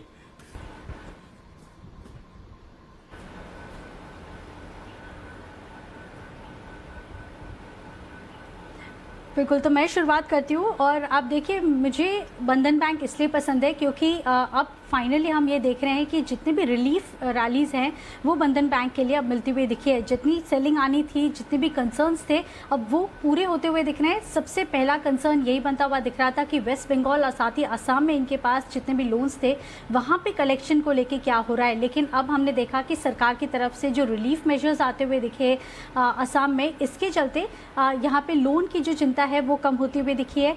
इसके साथ ही वेस्ट बंगाल में अब धीरे धीरे रिकवरी आती हुई दिख रही है। कलेक्शन एफिशिएंसी जो है वो 95% तक पहुंचती हुई दिख रही है। और कल जिस तरह से हमने देखा कि एफएम की जो प्रेस कॉन्फ्रेंस होती हुई दिखी, अतिरिक्त एमएफआईज के लिए जो रिलीफ मेजर्स का अनाउंसमेंट होता हुआ दिखा है, साथ ही इमरजेंसी क्रेडिट लाइन स्कीम में बढ़ोतरी होती हुई दिखी है। तो इन सब का जो फायदा है वो बंधन बैंक को मिलता हुआ दिखेगा आने वाले समय में। देखिए, ये जो आपने कंसर्न्स हाईलाइट किए कि जो भी अब कम हो चुके हैं, भले वो आपने असम की बात की, वेस्ट बंगाल की बात की, तो ये जो कंसर्न्स है इस कंपनी के साथ हमेशा part and parcel of life रहने वाले हैं। जब भी इलेक्शंस आएंगे आपको इस तरह के कंसर्न्स इस कंपनी में देखने मिलेंगे। इसके लिए इन कंसर्न्स को तो मुझे दरकिनार करना चाहिए। लेकिन आप देखिए, जो भी होता है वो कंपनी के फाइनेंशियल्स में हाईलाइट होता है, और इस बार बेहद ही घटिया नतीजे जो है वो इस कंपनी ने पेश किए हैं। रेवेन्यूज देखिए, वहाँ नेट इंटरेस्ट इनकम 15% गिरे हैं। केवल 100 करोड़ का मुनाफा इस कंपनी ने किया। पिछले बार करीब 630 करोड़ के आसपास का मुनाफा किया था। तो जो भी कंसर्न्स है वो इस कंपनी के फाइनेंशियल्स में रिफ्लेक्ट होते हैं, और बेहद ही कमजोर नतीजे जो इस कंपनी ने पेश किए हैं। तो उसके चलते मुझे कंपनी जो है हमेशा से कमजोर लगी है, और देखिए बुक्स पे भी वही दिख रहा है। बिल्कुल, लेकिन वरुण, अगर आप तिमाही आधार पर नंबर्स देखेंगे तो इस बार सुधार भी देखने मिल रहा है। और धीरे धीरे हम देख रहे हैं कि जब भी हम कोई स्टॉक का एनालिसिस करते हैं तो आने वाले समय में किस तरह से अब ट्रेंड बनता हुआ दिख रहा है, आने वाले समय में क्या पॉजिटिव बातें हैं, इस पर हम ध्यान रखते हैं। और जैसे हम देख रहे हैं, कलेक्शन एफिशिएंसी में लगातार सुधार होता हुआ दिख रहा है। अब तक जितने भी राइट ऑफ्स करने थे, करीब 700 करोड़ तक के जो राइट ऑफ्स हैं वो बंधन बैंक ने लिए थे, जिसके चलते हमने देखे कि नंबर्स खराब थे। लेकिन अब ये जो कलेक्शन होती हुई दिखेगी वो सीधा इनके प्रॉफिट में आते हुए दिखेंगे। तो अब जो नंबर्स आते हुए दिखेंगे वो अच्छे हैं। जितनी भी करेक्शन आनी थी या जितनी भी सेलिंग आनी थी वो ऑलरेडी आ चुकी है। तो ये अच्छे लेवल से जहाँ पे बंधन बैंक को खरीदा जा सकता है। देखिए, इस क्वार्टर में भी अगर आप देखेंगे तो इस कंपनी के जो एनपीएस है उसमें बढ़ोतरी देखी गई है। साल दर साल अगर आप देख लेंगे तो पिछले साल इसी क्वार्टर में 1.5% के आसपास के ग्रॉस एनपीएस थे, जो अब 6.8% के आसपास है। नेट एनपीएस 0.6% है, जो अब 3.5% के आसपास है। कलेक्शन एफिशिएंसी की जहां तक बात रही तो अभी तो हालात खराब होना शुरू हुए हैं। सेकेंड वेव का इम्पैक्ट अभी बुक्स पे आया नहीं है। ये इम्पैक्ट जो है आने वाले क्वार्टर्स में इस कंपनी के बुक्स पे आएगा, और तब जो कलेक्शन एफिशिएंसीज है उसमें और भी गिरावट हो सकती है। जो रिकवरीज है उसमें और भी दिक्कत आ सकती है, क्योंकि जिस सेगमेंट को ये कंपनी केटर करती है, माइक्रो फाइनेंस, वहां पे चिंताएं काफी ज्यादा है। तो उसका इम्पैक्ट आने वाले क्वार्टर्स में इस कंपनी के बुक्स पे आपको देखने मिल सकता है। बिल्कुल वरुण, मैं आपसे अग्री करती हूँ कि जो सेकेंड वेव है उसको लेके कंसर्न्स थोड़े से ज़रूर बनते हुए दिख रहे हैं। लेकिन जो एरिया को कैटर करती है बंधन बैंक, जैसे कि हम देखते हैं कि ईस्ट साइड पर इनका ज़्यादा बुक या एक्सपोजर है और एमएफआई में ज़्यादा एक्सपोजर है, तो वहाँ पे कंसर्न्स अब थोड़े से कम होते हुए दिख रहे हैं। धीरे धीरे हम देख रहे हैं कि इनके जो एसएमएज हैं, यानी कि स्पेशल मेंशन अकाउंट्स जो हैं, वो भी हमने देखा कि अब कम होते हुए दिखे हैं। करीब 25% थे, वहाँ से बढ़कर अब वहाँ से कम होकर अब 16% हो चुके हैं। तो अब माना यही जा रहा है कि अच्छी रिकवरीज होती हुई दिखेंगी, और इसके चलते जो नतीजे आएंगे वरुण, वो बेहद शानदार होने की अनुमान लगाया जा रहा है। लेकिन जो आप कह रहे हैं कि आने वाले समय में सेकेंड वेव ऑफ कोविड किस तरह से इम्पैक्ट करेगा, उस पर हम ऑब्वियसली कॉशियस है। डेफिनेटली वही जो छोटे कारोबारी को ये कंपनी केटर करती है ना, वहाँ पे दिक्कतें जो कोरोना की वो काफ़ी ज़्यादा हुई है। और जो 2 महीने के लॉकडाउन हुए हैं, अप्रॉक्सीमेटली 2 महीने, उसका इम्पैक्ट आपको होते हुए दिखाई देगा आने वाले क्वार्टर में। तो एक बहुत बड़ा कंसर्न है जो कि शायद इस स्टॉक की जो रैली है उसको यहीं पे रुका सकता है, और आगे इसमें तेजी इस वजह से भी नहीं होगी। लेकिन अगर आप देखें तो ब्रोकिंग हाउसेस के जो रिपोर्ट्स आते हुए दिख रहे हैं वो बेहद शानदार हैं। और आप देखिए सारे ब्रोकिंग हाउसेस यहाँ से करीब 10% से लेके 15% ऊपर तक के टारगेट्स जरूर दे रहे हैं। जैसे कि हम देख रहे हैं JP मॉर्गन का 400 तक के टारगेट्स हैं। इनका भी यही मानना है कि आने वाले समय में, क्योंकि अब ये रिलीफ मेजर्स सरकार की तरफ से आते हुए दिखे हैं, तो काफ़ी रिकवरी आ चुकी होगी और बहुत ज़्यादा कंसर्न्स अब आने वाले समय में सेकेंड वेव से देखने नहीं मिलेगा। ये भी फैक्टर्ड इन है फिलहाल अगर हम प्राइजेस को देखते हैं तो। JP मॉर्गन इस पर खरीदारी की राय दे रहा है, लेकिन CLSA जो है इस पे अंडरवेट है। यहाँ पे बिकवाली की राय दे रहा है और आप 10% ऊपर की बात कर रहे हैं। CLSA को यहाँ से 10% नीचे के टारगेट्स दिखते हैं। 300 रुपये के आसपास के टारगेट जो है वो CLSA इस काउंटर पे दे रहा है।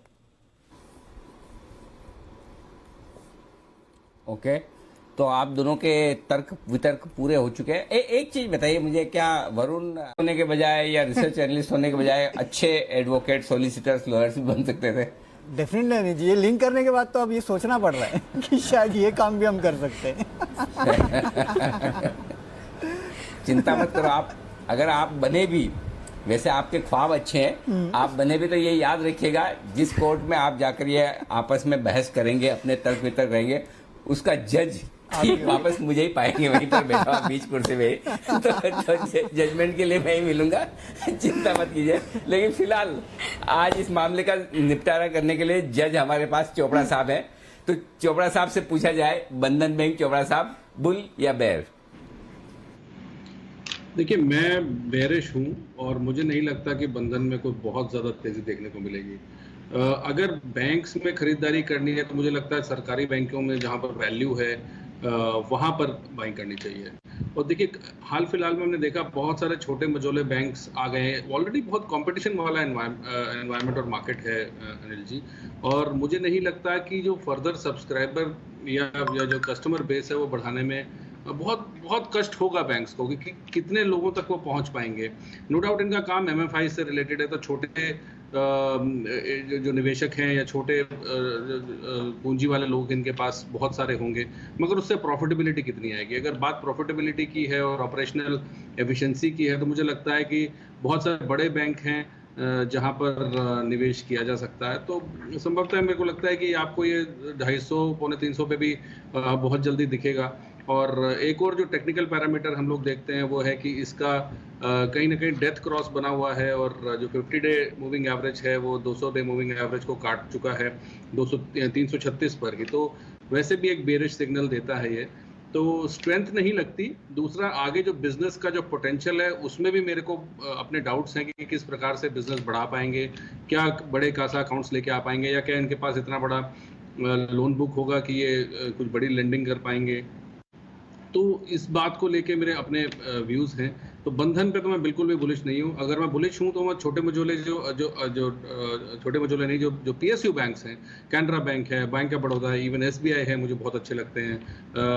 इनमें वैल्यू बाइंग हो सकती है। और PNB बहुत अच्छा लगता है। अगर कोई यहाँ पे PNB जैसा स्टॉक लेता है जिसका 40,000 करोड़ का मार्केट कैपिटलाइजेशन है, और येस बैंक का भी 40,000 करोड़ का मार्केट कैपिटलाइजेशन है, और PNB का थोड़ा सा पैसा वापस आया NPS से, मुझे लगता है ये कभी भी 60-65 हो सकता है। तो PNB बहुत अच्छा लगता है मेरे को इन स्तरों पर, और फॉलोड बाय कैनरा बैंक और बैंक ऑफ बड़ौदा। तो अगर निवेश करना है बैंकों में तो PNB, can bank, bank of Baroda में करिए, और बंधन से दूर रहें। बंधन से दूर रहिए। PSU बैंक्स में कुछ विकल्प हैं जहां पर आप निवेश कर सकते हैं। ये है चोपड़ा साहब की राय पर। इस बीच एक बार जरा अवंती फीड्स पर डालिए नजर। कंपनी की तरफ से अभी एक डिस्क्लोजर आया है कि USA में इनके कुछ प्रोडक्ट्स का कंपनी को रिकॉल करना पड़ रहा है। रिकॉल उन प्रोडक्ट्स का है जो 23 अक्टूबर, पिछले साल की मैं बात कर रहा हूं, 23 अक्टूबर से 9 नवंबर के बीच बनाए गए थे। 18 दिन का जो प्रोडक्शन हुआ था और फिर इनको US में भेजा गया था दिसंबर से फरवरी के बीच में। उन प्रोडक्ट्स का रिकॉल करने की घोषणा करी है, क्योंकि US का जो सेंटर फॉर डिजीज कंट्रोल है, CDC, और US FDA, उन्होंने कहा है है कि कुछ प्रोडक्ट्स ऐसे हैं जहां पर आइडेंटिफाई किया है कि सैल्मोनेला का आउटब्रेक हुआ है। ये एक इन्फेक्शन होता है जो अफेक्टेड मीट से खाने से आता है और इसलिए as a preventive measures company ने इन प्रोडक्ट्स को रिकॉल करा है। यूएस एफडीए और सीडीसी के कहने के बाद करीब 6 केसेस आए हैं जो कि लिंक किए जा सकते हैं इनके प्रोडक्ट से, तो इसलिए कंपनी का डिस्क्लोजर आ रहा है और खबर आने के बाद स्टॉक अब रिएक्ट भी करते हुए दिख रहा है। तो प्रोडक्ट रिकॉल हुआ है यूएस में सैल्मोनेला आउटब्रेक की वजह से, 6 इन्फेक्टेड केसेस पाए गए हैं और इन्वेस्टिगेशन और जांच इस पर जारी है। कंपनी भी कह रही है कि आगे भी जितने मेजर्स जरूरी होंगे वो लेंगे। पिछले साल किए गए थे ये प्रोडक्ट्स प्रोड्यूस और फिर दिसंबर से फरवरी के बीच में इन्हें डिस्ट्रीब्यूट किया गया था। एक बार चार्ट्स पर भी राय लेते हैं सुमित जी से। सुमित जी, नेगेटिव खबर पर ऑफकोर्स काउंटर भी रिएक्ट कर रहा है, फिलहाल 3% नीचे है। आई डोंट थिंक इतना कोई सिग्निफिकेंट फाइनेंशियल इंपैक्ट सिर्फ रिकॉल का होगा, बट चार्ट्स क्या कह रही है सर? दीपांशु, एक बार बाइंग के लिए थोड़ा सा वेट करना चाहिए। स्टॉक पिछले 7-8 दिनों से कंटिन्यूसली हर रोज गिरावट दिखा रहा है और लोअर लेवल्स के आसपास ही क्लोजिंग दिखने को मिलती है। आज भी स्टॉक का कल का लो ब्रेक हो चुका है। अभी जो इमीडिएट सपोर्ट है नीचे में 520 पे है। अगर 520 का लेवल टूटा तो ये 500 रुपए 490 रुपए तक के लेवल भी दिखाएगा। तो फिलहाल थोड़ा सा वेट करें फ्रेश बाइंग के लिए। फ्रेश बाइंग स्टॉक में 545 का लेवल ऊपर में टूटेगा, उसके बाद ही बढ़ेगी। जब तक ये लेवल नहीं टूटेगा तब तक वेट एंड वॉच करना सही रहेगा। ओके, तो वेट एंड वॉच करना ही सही रहेगा। नजर रखते हैं अवंती फीड्स, कंपनी ने डिस्क्लोजर किया है और उसकी वजह से आप देख भी रहे हैं कि स्टॉक पर आ रहा है फिलहाल एक नेगेटिव रिएक्शन। इस समय थोड़ी निफ्टी ने रिकवरी करी थी, 15,750 के करीब आते हुए दिखा, बट अभी भी दबाव आपको दिख रहा है और स्पेशली बैंक से दबाव अभी भी जारी है। पर आज सुबह हम देख रहे थे ऑटो स्टॉक्स और स्पेशली कुछ ऑटो एंसिलरीज में अच्छा एक्शन बनते हुए दिख रहा था। मोमेंटम अच्छा था मदरसन, भारत फोर्ज में। आइए जानते हैं कुशल के साथ क्या चल रहा है ऑटो स्पेस में और स्पेशली ये जो चुनिंदा एंसिलरी स्टॉक्स हैं। कुशल बताइए। बिल्कुल दीपांशु, अब देखिए यहाँ पर ऑटो सेक्टर पर नोमुरा काफ़ी ज़्यादा बुलिश होते हुए दिख रहे हैं। इनफैक्ट वो एक्सपेक्ट कर रहे हैं कि जो ग्लोबल ऑटो कंपनियां हैं जिनका एक्सपोर्ट से काफ़ी बड़ा कारोबार आता हुआ दिखता है और खासकर जिनकी सब्सिडियरीज वगैरह यूएस और यूरोप में आपको होती हुई दिख रही हैं या फिर वो जो डिराइव करती है इन सब रीजन से एक सिग्निफिकेंट चंक ऑफ रेवेन्यू, उनके लिए काफ़ी पॉजिटिव प्ले हो सकता है। क्योंकि जो तरह की डिमांड रिवाइवल वो एक्सपेक्ट कर रहे हैं FY22 ये जो मौजूदा वित्तीय वर्ष है उसको ध्यान में रखकर कंपनी जो है काफ़ी ज़्यादा पॉजिटिव होती हुई दिख रही है। इनफैक्ट मदरसन सुमी पर न्यूट्रल से बढ़ाकर रेटिंग इन्होंने अब खरीदारी की कर दी है और जो लक्ष्य दिए हैं वो 310 रुपए के हैं। और अन्य पसंदीदा शेयर्स भी हैं इनकी सूची में, जिसमें बजाज ऑटो, भारत फोर्ज और साथ ही अपोलो टायर जैसे स्टॉक शामिल हैं। नोमुरा के तेजी के तर्क भी हैं मदरसन सुमी को लेकर, इनफैक्ट जो तमाम ग्लोबल ऑटो एंसिलरी कंपनियां हैं उनको भी लेकर, क्योंकि FY22 में जो ग्लोबल ऑटोमोटिव मांग है उससे कहीं ना कहीं यहाँ पर काफ़ी अच्छी रिकवरी देखने को मिल सकती है। और यहाँ पर एक और चीज़ नोट करने वाली इन्होंने बोली है कि यूएस में जो इन्वेंट्री लेवल्स हैं वो ऑलमोस्ट अब जो है 23 दिनों के लेवल्स पर आ गए हैं। इनफैक्ट इसके पहले जो सामान्य स्तर रहते थे वो करीब 60 दिनों का रहता था, तो लगभग 40% की गिरावट आपको नॉर्मल इन्वेंट्री लेवल से भी कम आती हुई दिख रही है 23 डेज पर। इसका मतलब क्लियर कट है कि जो इकोनॉमी की रिवाइवल है और जो डिमांड इन सब कंपनियों की हो रही है, जो पर्टिकुलरली OEMs है या फिर रिप्लेसमेंट मार्केट में जो डिमांड क्रिएट हो रही है वो काफ़ी दमदार है। इनफैक्ट ये मान रहे हैं कि दिसंबर 2022 तक जो है आपको ये इन्वेंट्री लेवल जो 60 दिनों का नॉर्मल लेवल्स है वो आता हुआ नजर आएगा। तो यानी कि अभी भी अगर आप देखें तो ऑलमोस्ट 1.5 साल का गैप आपको यहाँ पर भी देखने को मिल सकता है। डिमांड रिवाइवल में ये सारी ऑटो कंपनियां या ऑटो एंसिलरी कंपनियां काफ़ी हेवीली पार्टिसिपेट करती हुई नजर आ सकती है। इनफैक्ट जो बड़ी OEMs है अब उनका क्लियर कट जो फोकस है वो इलेक्ट्रिक व्हीकल्स पर बनता हुआ नजर आ रहा है। और मदरसन सुमी का भी अगर आप देखें तो इनके ऑर्डर बुक में भी एक सिग्निफिकेंट चंक अब धीरे धीरे जो है EVs में भी जो है ट्रांसफर होता हुआ दिख रहा है, तो वो भी एक क्लियर कट कनेक्शन है। अपोलो टायर्स, इन्होंने भी अपने इन्वेस्टर डे पर ये घोषणा की थी कि अगले 5 सालों में जो एक्सपोर्ट्स है, अपना जो एक्सपोर्ट्स का शेयर है वो भी डबल करते हुए नजर आएंगे। और साथ ही भारत में जो प्रीमियम इनकी भारत में ये प्रीमियम ब्रांड इनकी जो वर्डिस्टेन है वो भी इंट्रोड्यूस कर सकते हैं अगस्त ऑनवर्ड्स। तो कहीं ना कहीं उससे भी काफ़ी ज़्यादा पॉजिटिविटी आपको इन टायर कंपनी के लिए भी बनती हुई दिख सकती है। तो ग्लोबल ऑटो प्ले जो है इस पर नोमुरा काफ़ी ज़्यादा बुलिश होता हुआ दिख रहा है और इसी वजह से हम इन तमाम ऑटो एंसिलरी कंपनियों में आज के सत्र में तेज़ी देख रहे हैं। बिल्कुल, आज के सत्र में तेजी है, थोड़े फिर ऊपरी स्तरों से मुनाफा वसूली भी आती हुई दिखी है क्योंकि बाजार का मूड माहौल सुस्त है इस समय, बट डेफिनेटली ऑटो एंसेलरीज पर रखिए नजर। और फिर परसों से तो हम देखेंगे जून महीने के बिक्री के भी आंकड़े आएंगे, देखेंगे कि अप्रैल और मई में जो आंशिक लॉकडाउन था उसके बाद क्या जून में रिवाइवल आया है। बट चोपड़ा साहब, ग्लोबल ऑटो स्टोरी अच्छी लग रही है इन दिग्गज ब्रोकर्स को। मेरे को याद है अपोलो टायर्स पर आपने भी कुछ समय पहले खरीदारी की राय दी थी। कैसे देखते हैं ऑटो एंसेलरीज को? कोई फेवरेट स्टॉक अपोलो टायर्स के अलावा जो आपको पसंद हो इस समय? मैं आज 2-3 स्टॉक्स रिकमेंड करना चाहूँगा। मेरा पहला रिकमेंडेशन है सीएट। सीएट में भी बहुत अच्छा कंसोलिडेशन हुआ है, आरपीजी ग्रुप का कंपनी है और भारत में ही बहुत अच्छा काम करते हैं, तो सीएट में खरीदारी की जा सकती है और मध्यम से लंबी अवधि तक। दूसरा मेरा रिकमेंडेशन है गुडियर। ये भी एक अच्छी टायर कंपनी है, अमेरिकन इसकी लीनियज है और बहुत अच्छा ग्लोबल फुटप्रिंट है इसका गुडियर का, तो गुडियर में भी खरीदारी करी जा सकती है।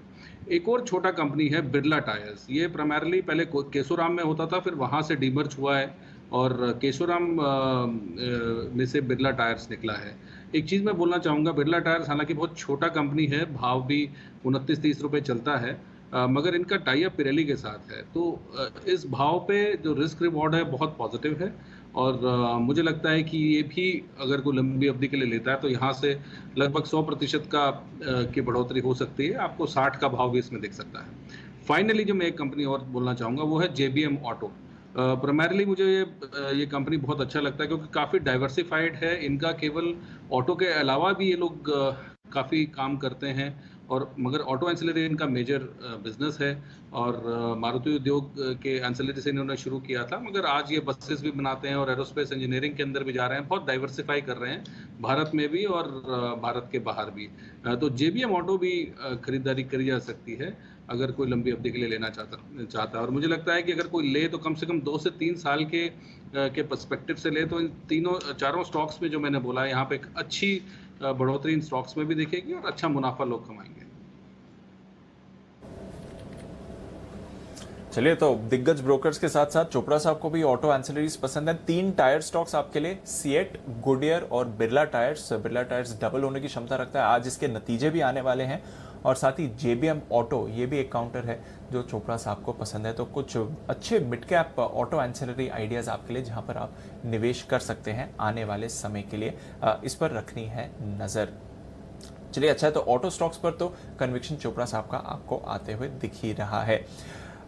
आखिरी कुछ मिनट बाकी हैं, उसके बाद अनिल जी की स्ट्रैटेजी लेंगे और फिर क्लोजिंग की तरफ भी जाएंगे। करीब 20 मिनट बाकी हैं ट्रेड के लिए, पर तब तक एक बार बैन से बेनिफिट इसके लिए चलते हैं आशीष चतुर्वेदी के पास।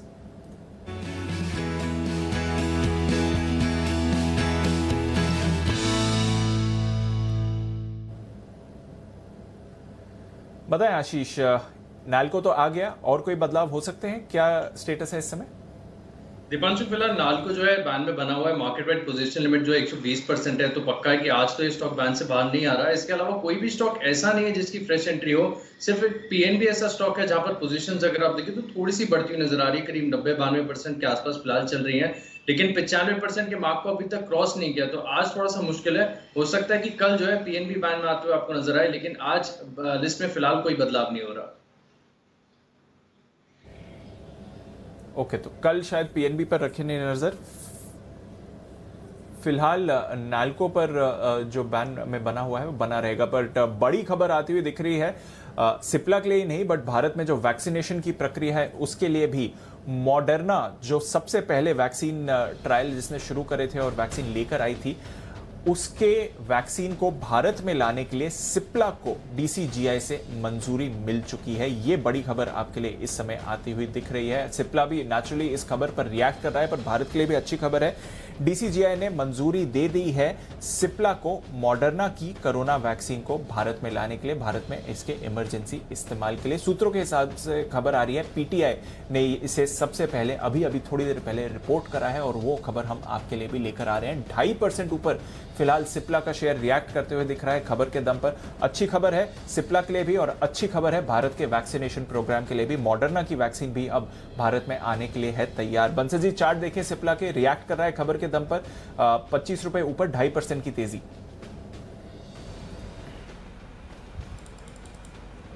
देखिए दीपांशु, बढ़िया टेक्निकल स्ट्रक्चर है, एक क्लियर ब्रेकआउट भी देखने को मिल रहा है, स्टॉक अनचार्टेड टेरिटरी में आ गया है।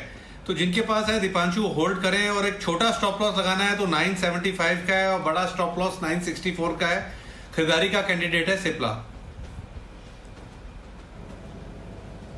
बिल्कुल खरीदारी का कैंडिडेट है सिप्ला। और बड़ी खबर आ रही है, कुछ समय पहले हमने देखा भी था कि सरकार ने राहत दे दी थी, जो फॉरेन वैक्सीन्स हैं उन्हें भारत में आकर एक सेपरेट ट्रायल नहीं करना पड़ेगा अगर ऑलरेडी ग्लोबल एजेंसीज ने इन वैक्सीन को अप्रूव करा हुआ है। तो अनिल जी, बड़ी खबर भारत के वैक्सीनेशन प्रोग्राम के लिए मॉडर्ना की वैक्सीन भी सर अब लग रहा है भारत में आने के लिए तैयार है। हाँ, बिल्कुल ठीक बात है दीप, लेकिन इसमें कैच एक ही है कि अभी फिलहाल जो अनुमति मिल रही हो सिर्फ इमरजेंसी इस्तेमाल के लिए अनुमति मिल रही है। तो शायद जिस तरह से आसानी से आप दूसरी वैक्सीन बेच सकते हैं हिंदुस्तान में, शायद उसके लिए अनुमति नहीं है, ये देखना होगा। तो मेरे ख्याल से जो अनुमति मिल रही है वो सिर्फ और सिर्फ इमरजेंसी इस्तेमाल के लिए मिल रही। तो देखना होगा कि क्या वाकई में मॉडर्ना उसी तरह से अपनी वैक्सीन बेच पाएगा जैसा दूसरी कंपनियां बेच रही। तो वो एक क्वेश्चन मार्क है मेरे दिमाग में, तो पता लगाने की कोशिश करेंगे, क्योंकि इमरजेंसी इस्तेमाल के लिए मंजूरी मिली है। तो अभी तो सिचुएशन ऐसी कि इमरजेंसी वाली सिचुएशन तो है नहीं, वैक्सीन शायद आसानी से मिल रही है। लोग अब वैक्सीन को लेकर न कोई राज्य हंगामा कर रहे हैं, हल्ला कर रहे हैं कि नहीं मिल रही। नई लोगों में उस तरह का पैनिक है, तो वैक्सीन इजीली अवेलेबल है। और अगर वैक्सीन इजीली अवेलेबल है और सिर्फ इमरजेंसी इस्तेमाल के लिए मंजूरी मिल रही है, तो फिर देखना होगा कि वाकई में कितनी बड़ी बात हो सकती है सिप्ला के लिए। तो शायद उतनी बड़ी बात ना हो जितनी देखने on the face of it ये दिख रही है। जरा इसी पर एक हमारे in house pharma expert Bansal ji से राय ली जाए। बंसल जी, नॉर्मल इस्तेमाल और इमरजेंसी इस्तेमाल दोनों में फर्क रहेगा, राइट?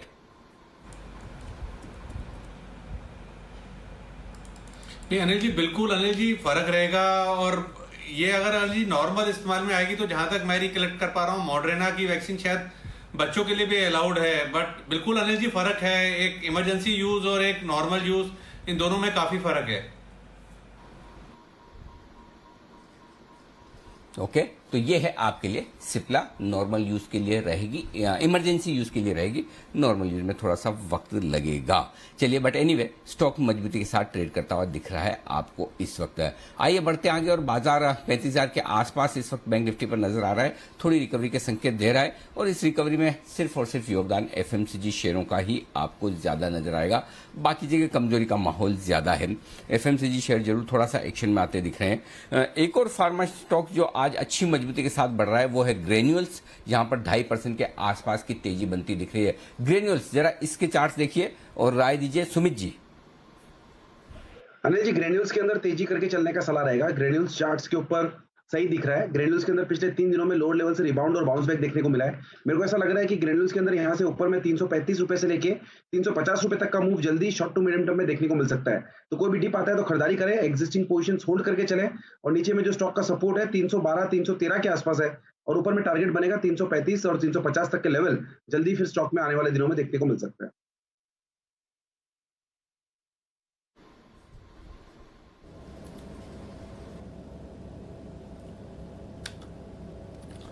ओके, तो ये है आपके लिए ग्रैन्यूल्स, जिस पर आप अच्छी मूव आते हुए देख रहे हैं इस समय। नजर रखिए इस काउंटर पर भी जो मूवमेंट दिखा रहा है। पर आइए, विश्वेश जी को बाजार में कुछ पसंद आ रहा है बिगुल विश्वेश जी के लिए, विश्वेश का विशेष।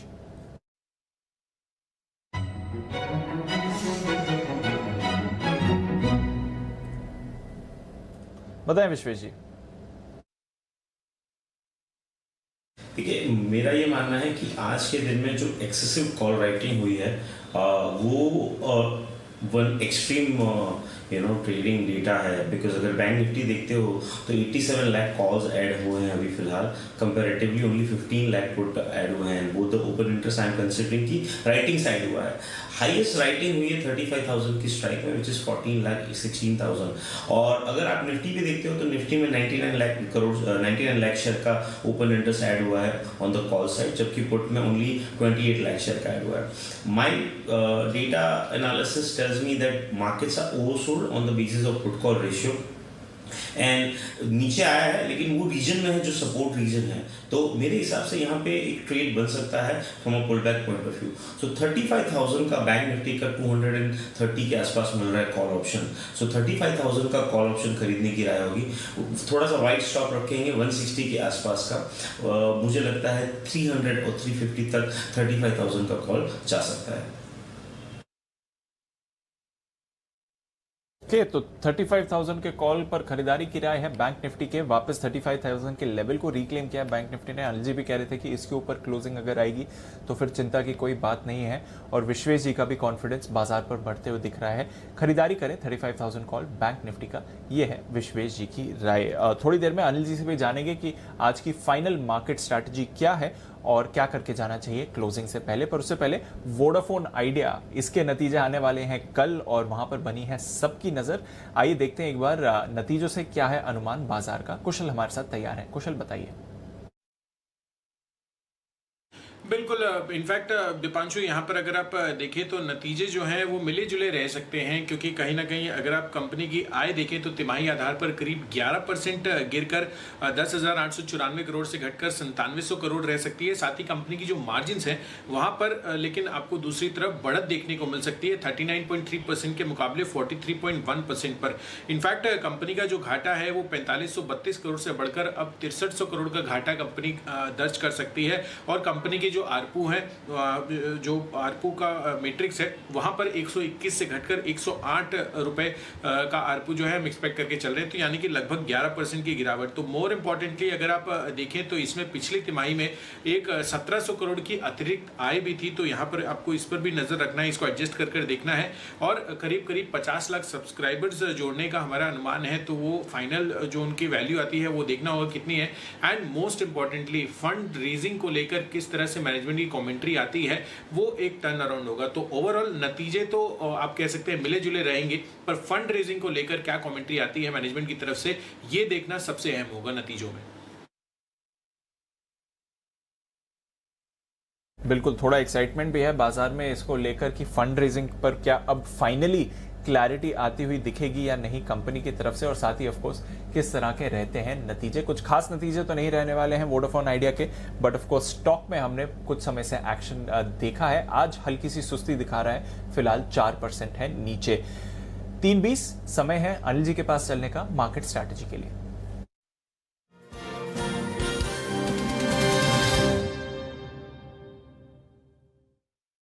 अनिल जी, कुछ ज्यादा बदलाव नहीं हुआ है ग्लोबल बाजारों में सर। डाउ फ्यूचर्स 40-50 पॉइंट्स ऊपर हैं, 34,200 के ऊपर ट्रेड हो रहा है। यूरोप में मजबूती कायम है। जर्मनी के बाजार तो अब ऑलमोस्ट 1% की तेजी दिखा रहे हैं। कच्चे तेल में हल्की सी नरमी है, सोने पर हल्का सा दबाव है।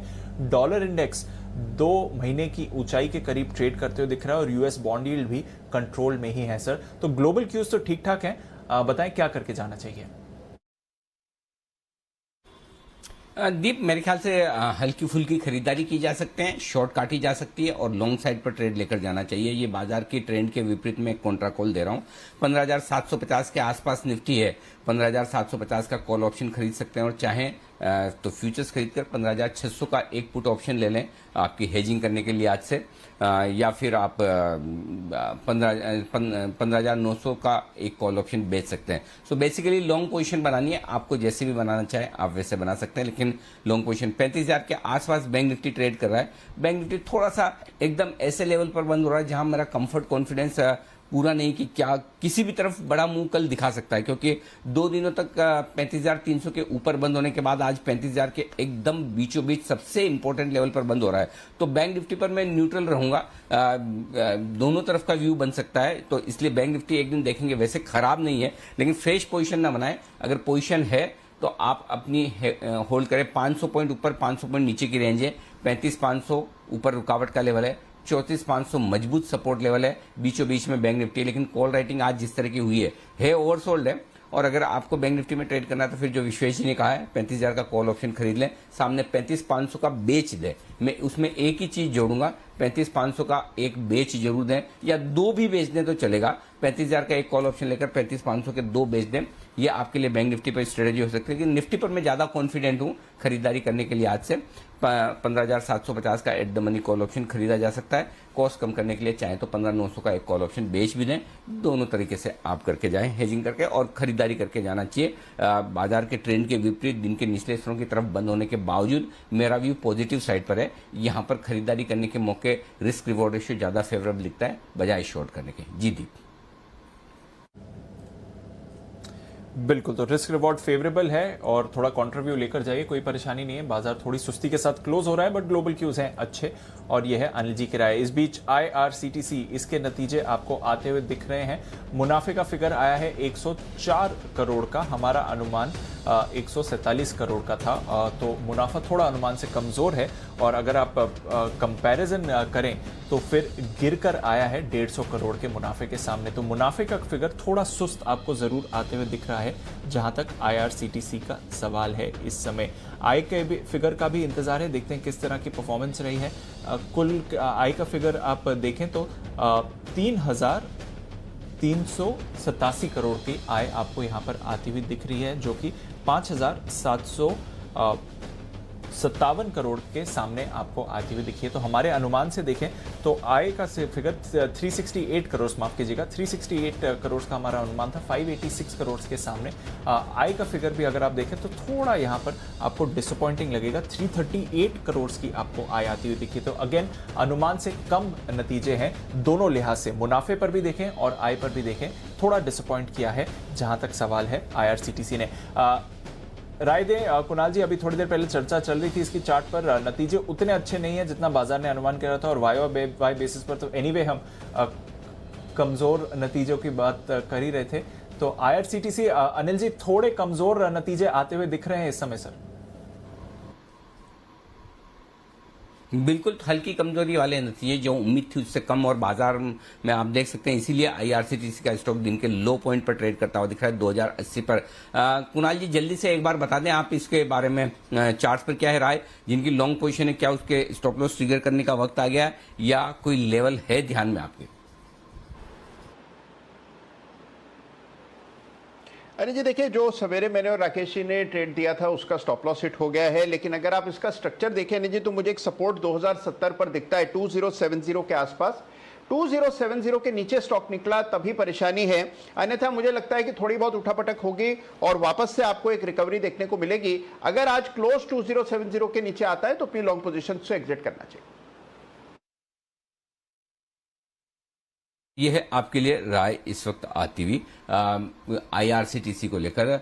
दो चीजों का अपडेट डीप में देना चाहता हूं। एक तो इंडस टावर, जो कल हमने खरीदारी करने की राय दी थी 246 पर फ्यूचर्स, 200 और 245 का कॉल ऑप्शन भी दिया था। तो जो लोग कॉल ऑप्शन खरीद कर बैठे हैं वो होल्ड करें, कोई दिक्कत नहीं। और जिन्होंने फ्यूचर्स खरीदा है उनके लिए 241 का स्टॉप लॉस मैंने बताया, 241 के आसपास आया है, अभी तक ट्रिगर नहीं हुआ है, लेकिन वो आप क्लोजिंग बेसिस पर इसे होल्ड करें, कोई चिंता की बात नहीं है। तो मैंने कहा एक ये मैं बता दूं। दूसरा स्टर्लिंग एंड विल्सन, जो हमने सुबह आपको खरीदारी करने की राय दी थी, वहां पर भी आप अपनी पोजीशन को होल्ड कर सकते हो। और हाँ, एक और बात जो अभी मुझे पता चला है कि भारत में जितनी भी वैक्सीन लग रही हैं, जितनी भी वैक्सीन बन रही है, उन्हें इमरजेंसी इस्तेमाल के लिए ही मंजूरी दी जा रही है। तो ये एक टेक्निकल टर्म है, यानी कि मॉडर्ना की भी वैक्सीन अगर इंडिया में आएगी तो उसका नाम यही रहेगा इमरजेंसी इस्तेमाल के लिए, लेकिन वो इस्तेमाल कर पाएगी। तो ये चीज मुझे पता चली, तो मैंने कहा एक बार मैं भी क्लियर कर दूं कि सारी जो कंपनियां हैं उन्हें जिनको वैक्सीन की अनुमति मिली है, उनको अनुमति इसी के दम पर मिली है कि ये इमरजेंसी इस्तेमाल के लिए। तो ये क्लैरिफिकेशन जो मुझे पता चला, तो मैंने कहा आपको बता दिया जाए। तो ये है आपके लिए पूरा का पूरा एक्शन डीप। बिल्कुल सर, तो ये है आपके पूरा का पूरा एक्शन और रीसेंट कॉल्स के अपडेट भी अनिल जी के तरफ से आते हुए।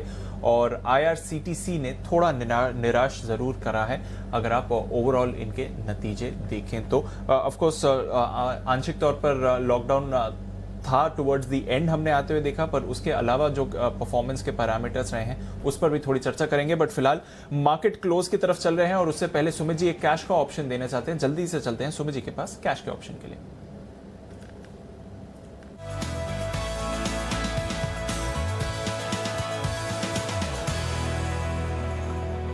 बताएं सुमित जी।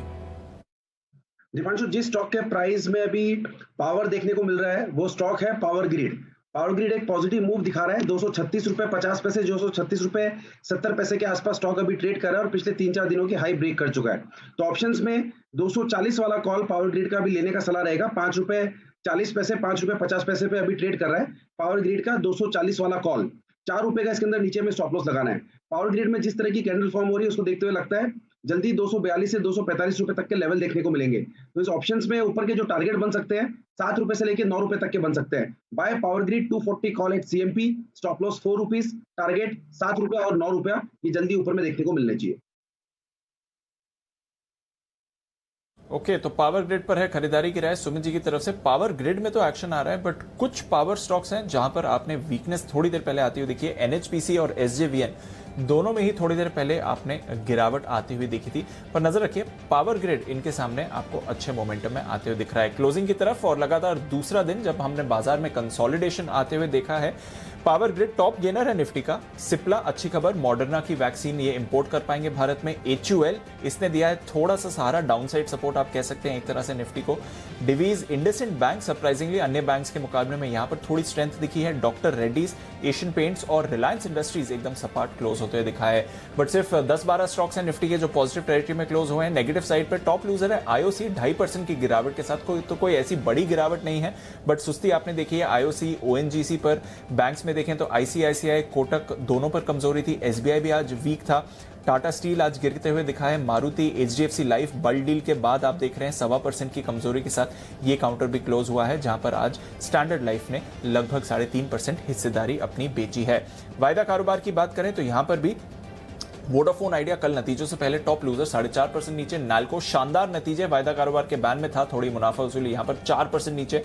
बंधन bank, AB fashion, SAIL, Cummins, DLF, JSPL और ट्रेंट कुछ और काउंटर्स हैं जहां पर आपने सुस्ती देखी है। उसके सामने मैरिको बढ़िया एक्शन, 5.5% ऊपर। स्मॉल फाइनेंस बैंक, डॉक्टर लाल और साथ ही यूनाइटेड ब्रूरीज जहां पर बाजार को सहारा मिला है। मदरसन और भारत फोर्ज भी सुबह आपको काफी एक्टिव बनते हुए दिख रहे थे। तो Anil ji, all in all 35,000 का जो आपने लेवल बैंक निफ्टी के लिए क्या था, उसके जस्ट नीचे प्रोविजनल क्लोज आते हुए दिख रहा है सर, और 15,750 पर निफ्टी का प्रोविजनल क्लोज आते हुए दिख रहा है। तो जो आपने अहम लेवल्स की बात करी थी, ऑलमोस्ट उन्हीं के आसपास बाजार की क्लोजिंग आती हुई दिखी है।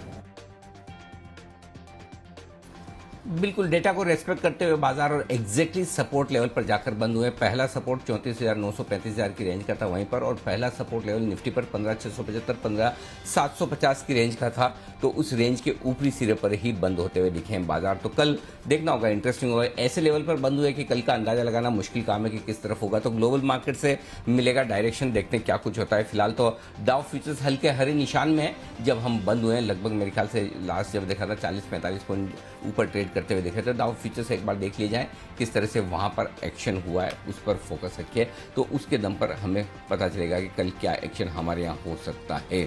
आइए बढ़ते हैं आगे, और बाजार बंद होने के बाद का एक्शन भी हम आपके लिए रखेंगे और वहां पर भी देख लेते हैं किस तरह का एक्शन आगे चलते हुए हो सकता है। आज शाम का 5 बजे का विशेष शो आपके लिए, और वो है तीसरी लहर में एंटीबॉडी कवच। ये है हमारी आज की खास पेशकश।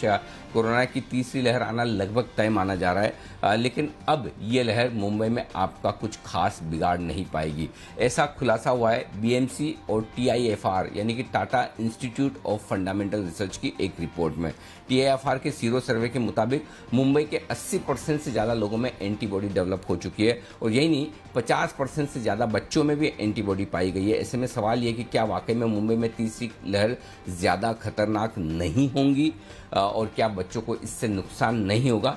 इसी रिपोर्ट पर और इसी मुद्दे पर करेंगे हम खास बातचीत हमारे मेहमानों से। फोर्टिस हॉस्पिटल मुलुंड में क्रिटिकल केयर के डायरेक्टर और महाराष्ट्र कोविड टास्क फोर्स के मेंबर डॉक्टर राहुल पंडित साहब जुड़ेंगे हमारे साथ, और नानावटी हॉस्पिटल मुंबई की पीडियाट्रिशियन डॉक्टर जागृति सांघवी हमारे साथ होंगी। इन दोनों से हम करेंगे बातचीत।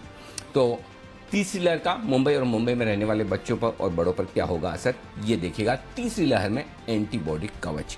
शाम 6:30 बजे का शो मनी गुरु, SIP बढ़ाओ मुनाफा कमाओ। SIP यानी कि सिस्टमेटिक इन्वेस्टमेंट प्लान। ये निवेश का एक बेहतर तरीका माना जाता है, लेकिन हर महीने फिक्स SIP करने से आपकी जिम्मेदारी पूरी नहीं होती। निवेश में मुनाफा कमाना है तो आपको SIP को समय समय पर अपनी कमाई और बचत के हिसाब से बढ़ाना भी चाहिए। किस लक्ष्य के लिए कितनी एसआईपी करनी चाहिए, किन फंड्स में करनी चाहिए, कितने समय के लिए करनी चाहिए, इन सब बातों पर विस्तार से करेंगे बातचीत शाम 6:30। एसआईपी बढ़ाओ, मुनाफा कमाओ। और रात 8 बजे इंडिया 360 डिग्री। कोरोना को मात देने में वैक्सीन की मिक्सिंग यानी कि कॉकटेल काफ़ी फायदेमंद है। ऑक्सफोर्ड की स्टडीज में ये बात है। अब तक तो ये समझा जा रहा है कि एक ही तरह की वैक्सीन लगाओ, 2 लगा ली, पता नहीं क्या होगा क्या नहीं होगा, लेकिन ये नई चीज़ सामने आई है और स्टडी के मुताबिक ये कॉकटेल लंबे समय तक वायरस से लड़ने में मदद करता है, कारगर है। तो साथ ही ये बताएंगे वैक्सीन कॉकटेल क्या होता है और कैसे ये आपको कोरोना से बचाने में मदद करता है। तो ये है आज की हमारी कवर स्टोरी इंडिया 360 डिग्री में 8 बजे। वैक्सीन कॉकटेल है संजीवनी। तो 8 बजे का विशेष शो ये ज़रूर देखेगा। और बंसल जी 8 बजे वैसे तो आपके लिए दूसरे कॉकटेल का वक्त होता है, लेकिन ये वैक्सीन के कॉकटेल की कहानी है। क्या कहेंगे, वाकई में आपने पहले सुना है इसके बारे में कि वैक्सीन का भी कॉकटेल होता है, ये ज़्यादा अच्छा माना जा रहा है? कुछ आइडिया है इसके बारे में आपको?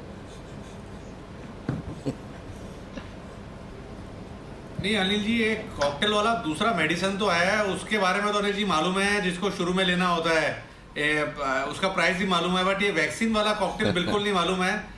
तो इसका तो अनिल जी ज्ञान, नॉलेज सब कुछ शाम को 8 बजे मिलेगा। तो आज अनिल जी दूसरा कॉकटेल छोड़ के ये वाले कॉकटेल पे ध्यान देंगे। हाँ। बिल्कुल फोकस करें, ध्यान से सुने। देखें वैसे तो आप वैक्सीन लगवा चुके हैं तो कोई चिंता की बात है नहीं, लेकिन इंटरेस्टिंग स्टोरी है, ज़रूर देखिएगा। वैक्सीन कॉकटेल है संजीवनी। आइए इसके अलावा हमारी एक और ख़ास पेशकश है। सरकार ने प्रेग्नेंट वुमेन के लिए कोरोना वैक्सीन को लेकर एक नई गाइडलाइन जारी की है। बताएंगे क्या है गाइडलाइंस और क्या है आपके लिए गुड न्यूज़। तो ये है एक और हमारी कवर स्टोरी जो जरूर देखिएगा वैक्सीन की गाइडलाइंस को लेकर। तो ये है आज का पूरा एक्शन शाम का। फिलहाल जो क्लोजिंग आई है आपके सामने रख लूँ, 15,748 66 अंकों का नुकसान निफ्टी में। बैंक निफ्टी 349 पॉइंट 349 पॉइंट्स नीचे बंद हुआ है 35,010 के लेवल पर, बिल्कुल वहीं पर एकदम इंपॉर्टेंट सपोर्ट पर। 185 अंकों का नुकसान रहा सेंसेक्स में, 52,550 पर बंद होता हुआ। ये है आज की फाइनल क्लोजिंग। आप सभी से विदा लेने का वक्त है। कुणाल जी, राकेश जी, चोपड़ा साहब, वागले साहब, सुमित जी, आप सबका बहुत बहुत धन्यवाद हमारे लिए वक्त निकालने के लिए। और विश्वेश जी आपका भी बहुत बहुत शुक्रिया आज हमारा साथ देने के लिए। कल सुबह आप सबसे फिर मुलाकात होगी। मुझे और दीप को दीजिए इजाज़त। मिलेंगे कल सुबह आप सबसे। नमस्कार।